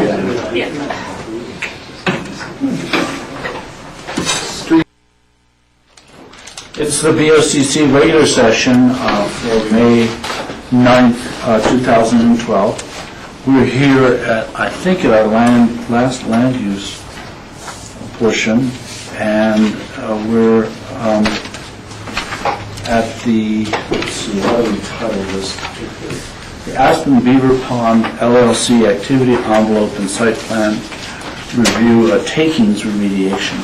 And Suzanne Wolf is here to begin the presentation. Okay. If you remember, on April 11th, the board found that staff's denial of the application based on rockfall hazard was a taking and directed us to draft a resolution finding the taking and remediating the taking. I'll use Glenn's graphics to get everybody oriented. North Star. This was pretty easy. And here's the property. So let's see, the bridge is down here. And here's where you cross into the preserve, and then here's the pedestrian bridge and trail. And then the site plans.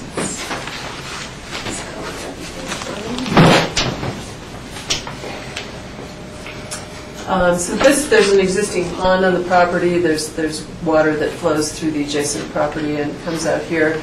There's you can see the existing driveway cut now right off of the highway, or on the highway. And so the property comes back in.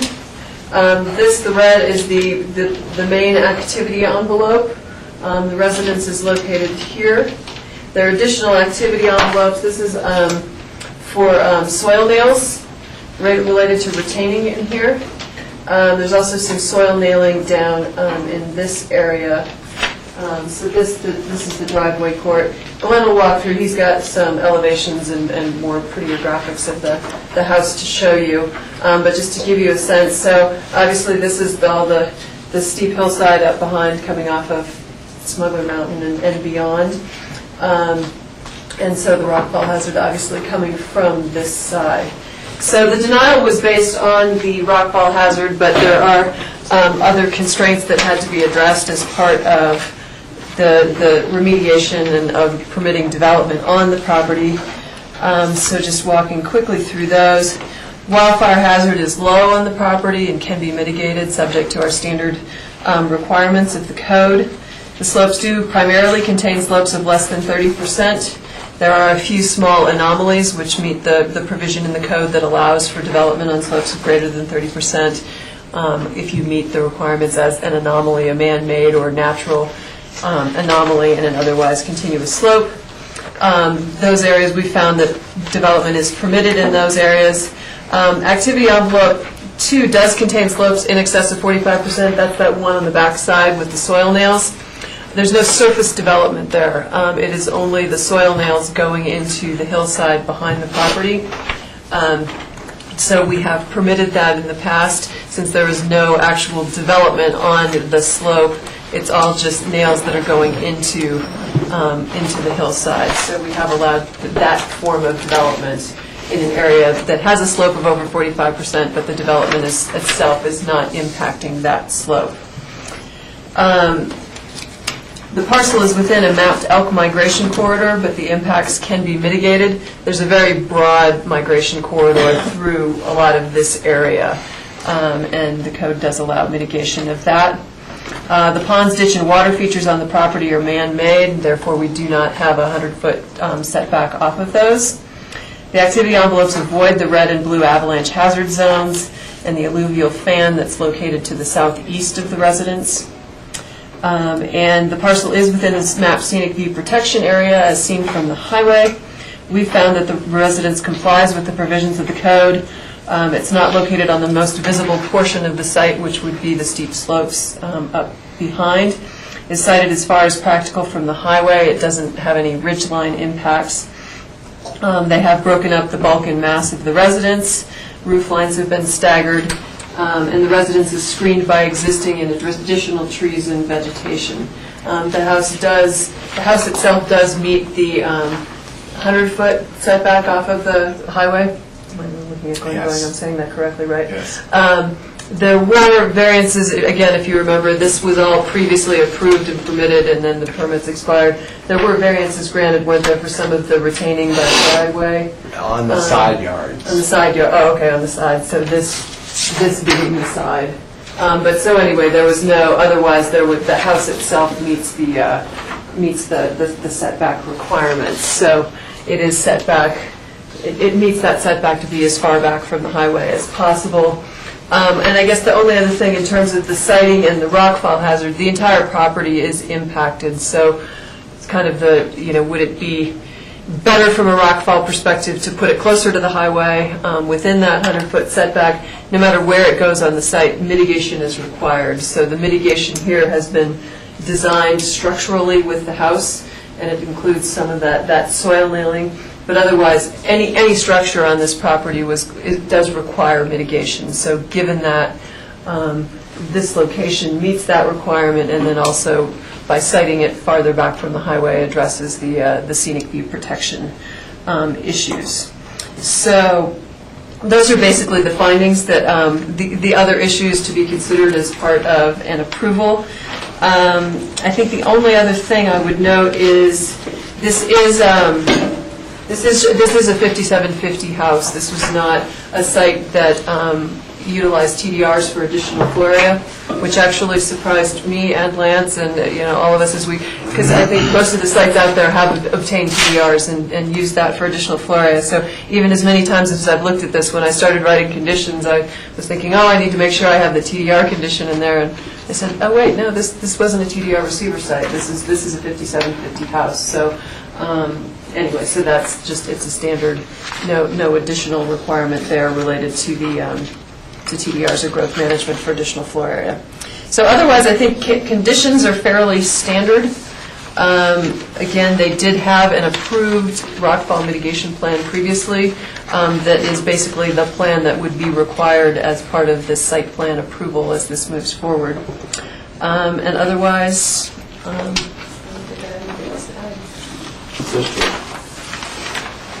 It seems like we're talking recently a lot about constrained lots or wishes for constrained lots, but in the takings with lot constraints, do we have the ability, or have you looked at limiting or limiting the size of the house and square footage given all those constraints? I assume you could, as part of a remediation. This is at the approval is at your discretion. I think this site. I don't think the constraints are such that they.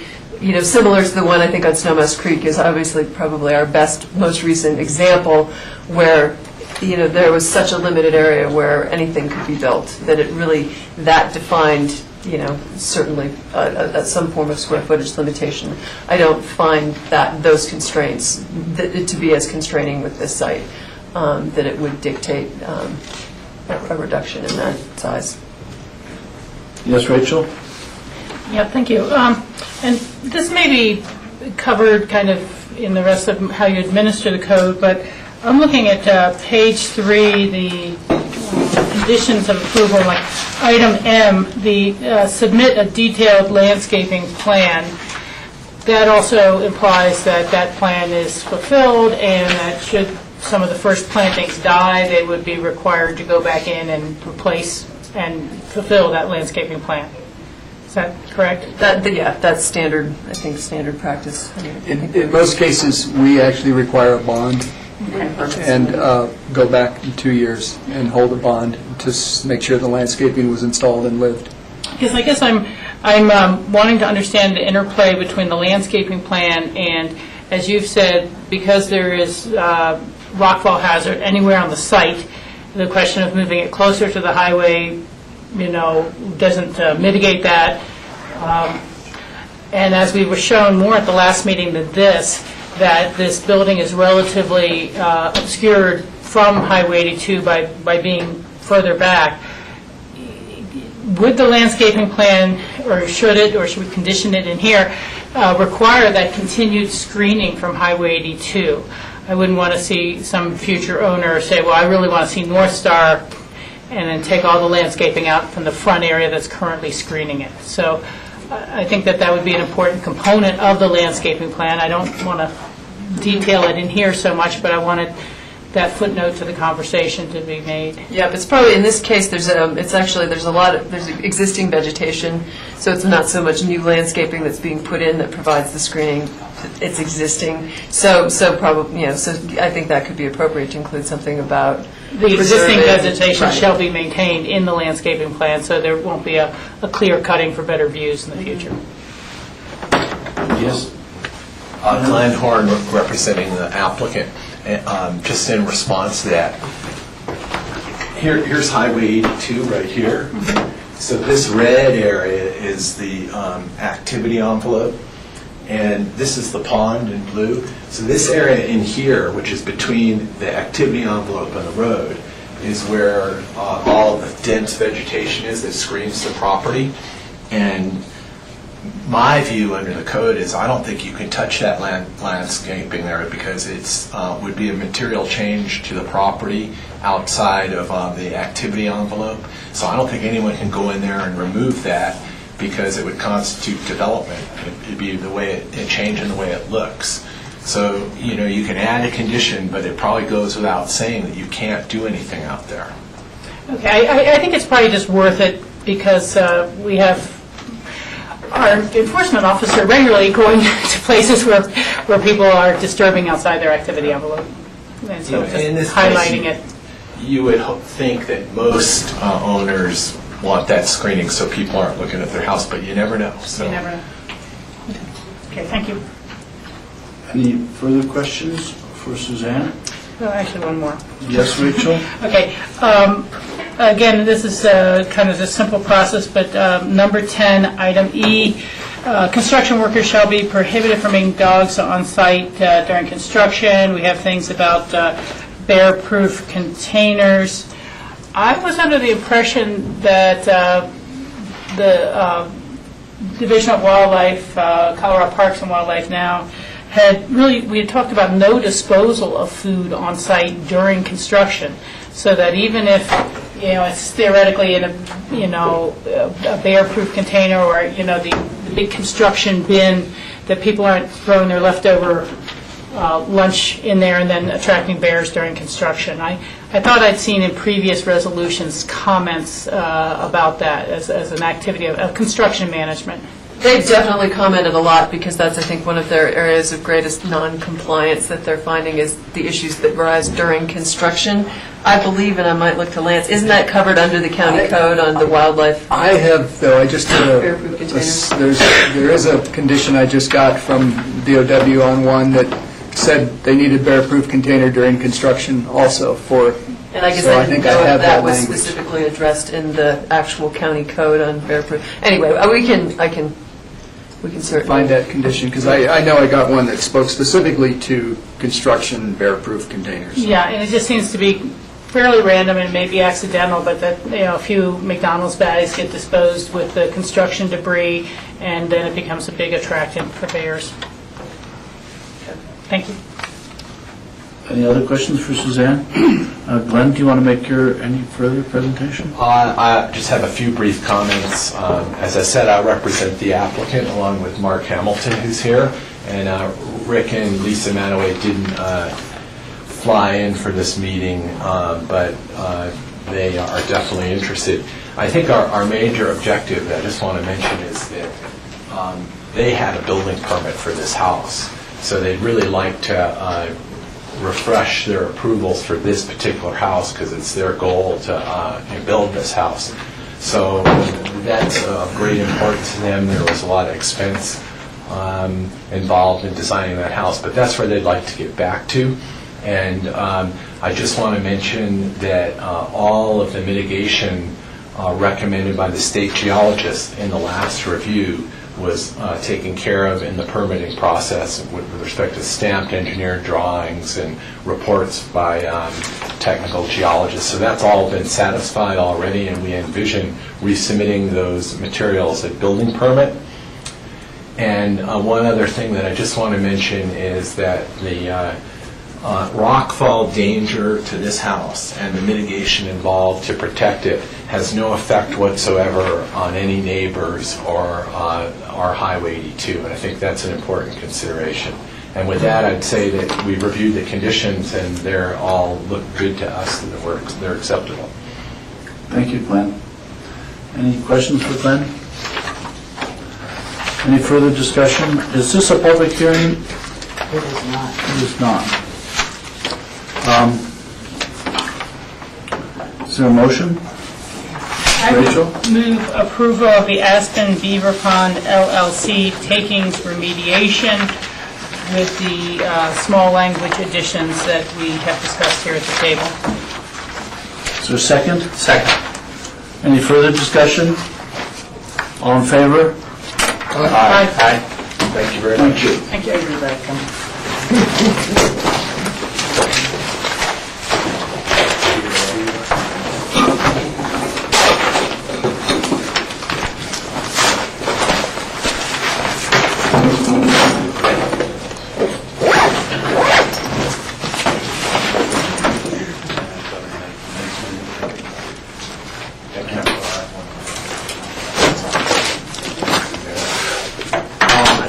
John Peacock, is there any open discussion?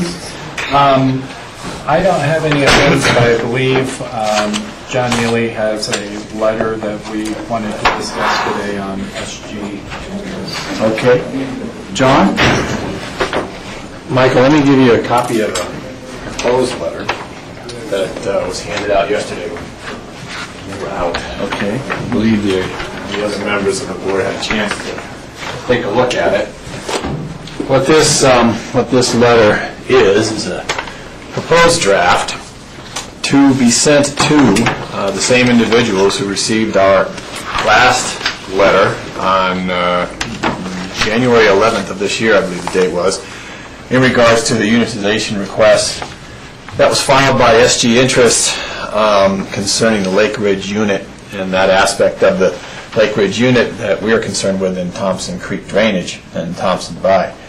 The letter that we sent in January of this year to Mr. Strahan and the two representatives of the United States Department of Agriculture through the White River and the Grand Mesa, Uncompahgre, and Gunnison National Forests basically restated in a more formal manner our objections to the unitization and any steps moving forward to renew leases in that area because of our assertions that these leases are invalid due to 8 different specific enumerated reasons. This particular draft letter is a follow-up to those individuals, but it does not touch on those original grounds of objection to the unitization or renewal of those leases, but rather references for them our objection to a proposed settlement between the Department of Justice and SG Interests and Gunnison Energy Enterprises. And our objections were filed with the United States District Court about a month ago, and now we are forwarding this letter to these individuals, the BLM and the two different Forest Service personnel, basically to make sure that they are informed of our position regarding the proposed Department of Justice settlement and our opposition to that settlement, and also to reiterate for everybody that we're still here and we're still watching. The reasons for our objections to the Department of Justice proposed settlement with SG and Gunnison Energy Enterprises is because of a patent unfairness of what that proposed settlement represents. The United States was prosecuting those two energy companies for violations of antitrust legislation because they colluded with each other to drive down the price of the leases that are involved with the Lake Ridge unit and the very same leases that are in Pickens County in the Thompson Creek Drainage and Thompson Divide area. And that as a consequence, the Department of Justice was going to propose a settlement that theoretically would do nothing more than put the United States in the same position that it would have been if the parties had actually complied with the law. When in fact, if that were the case, it would still be objectionable because there's no provision for deterrence in the future if all you're going to do is put the parties at the same position they would be in if they had obeyed the law in the first instance.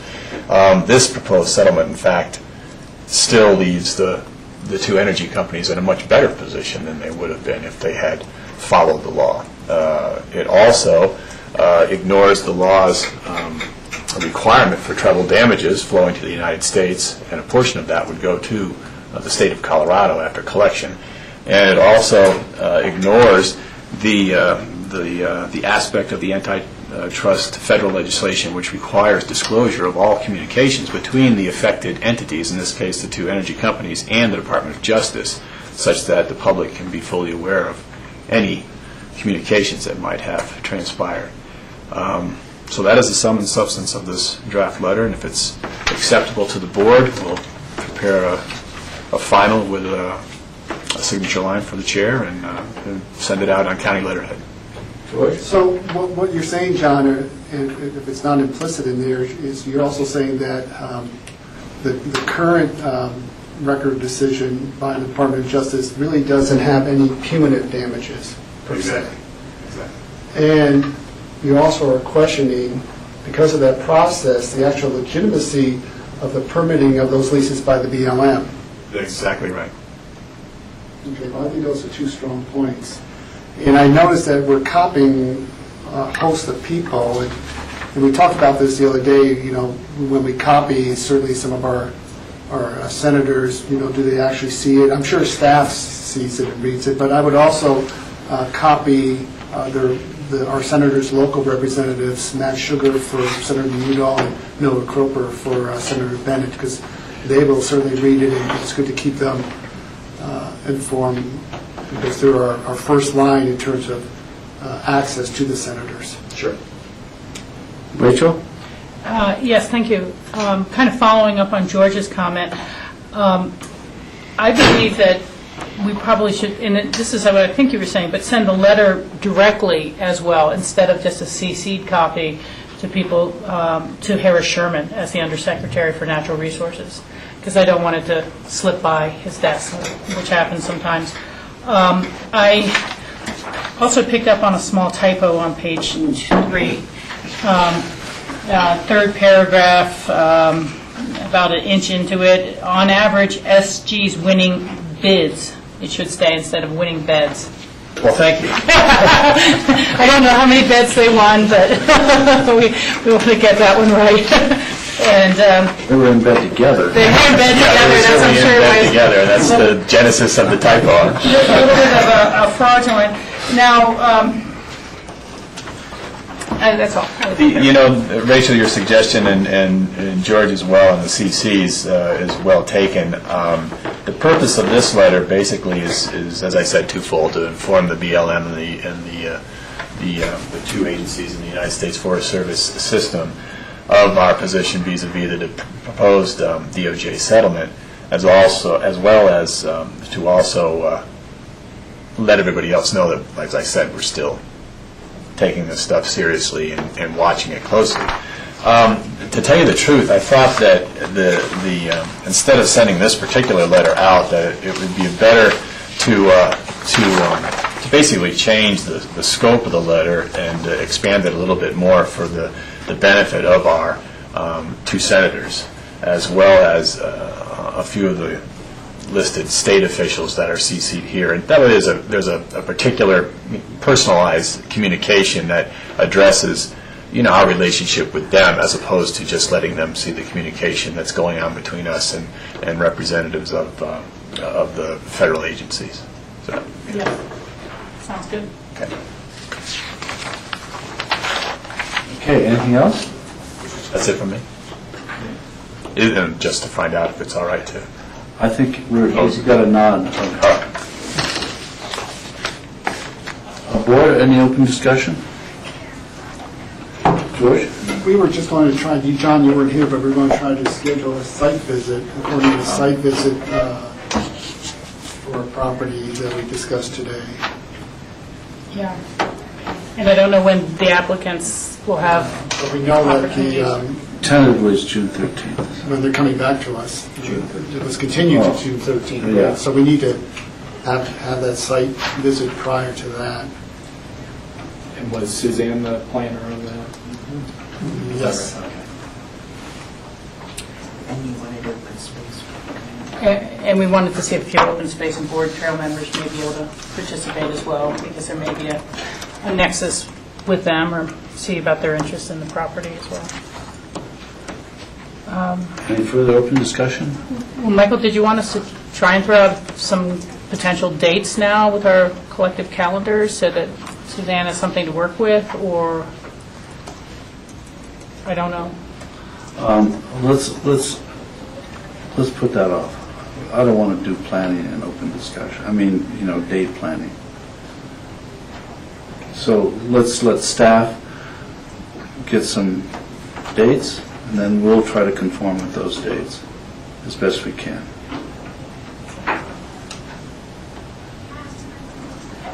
Okay? Is there a motion to adjourn?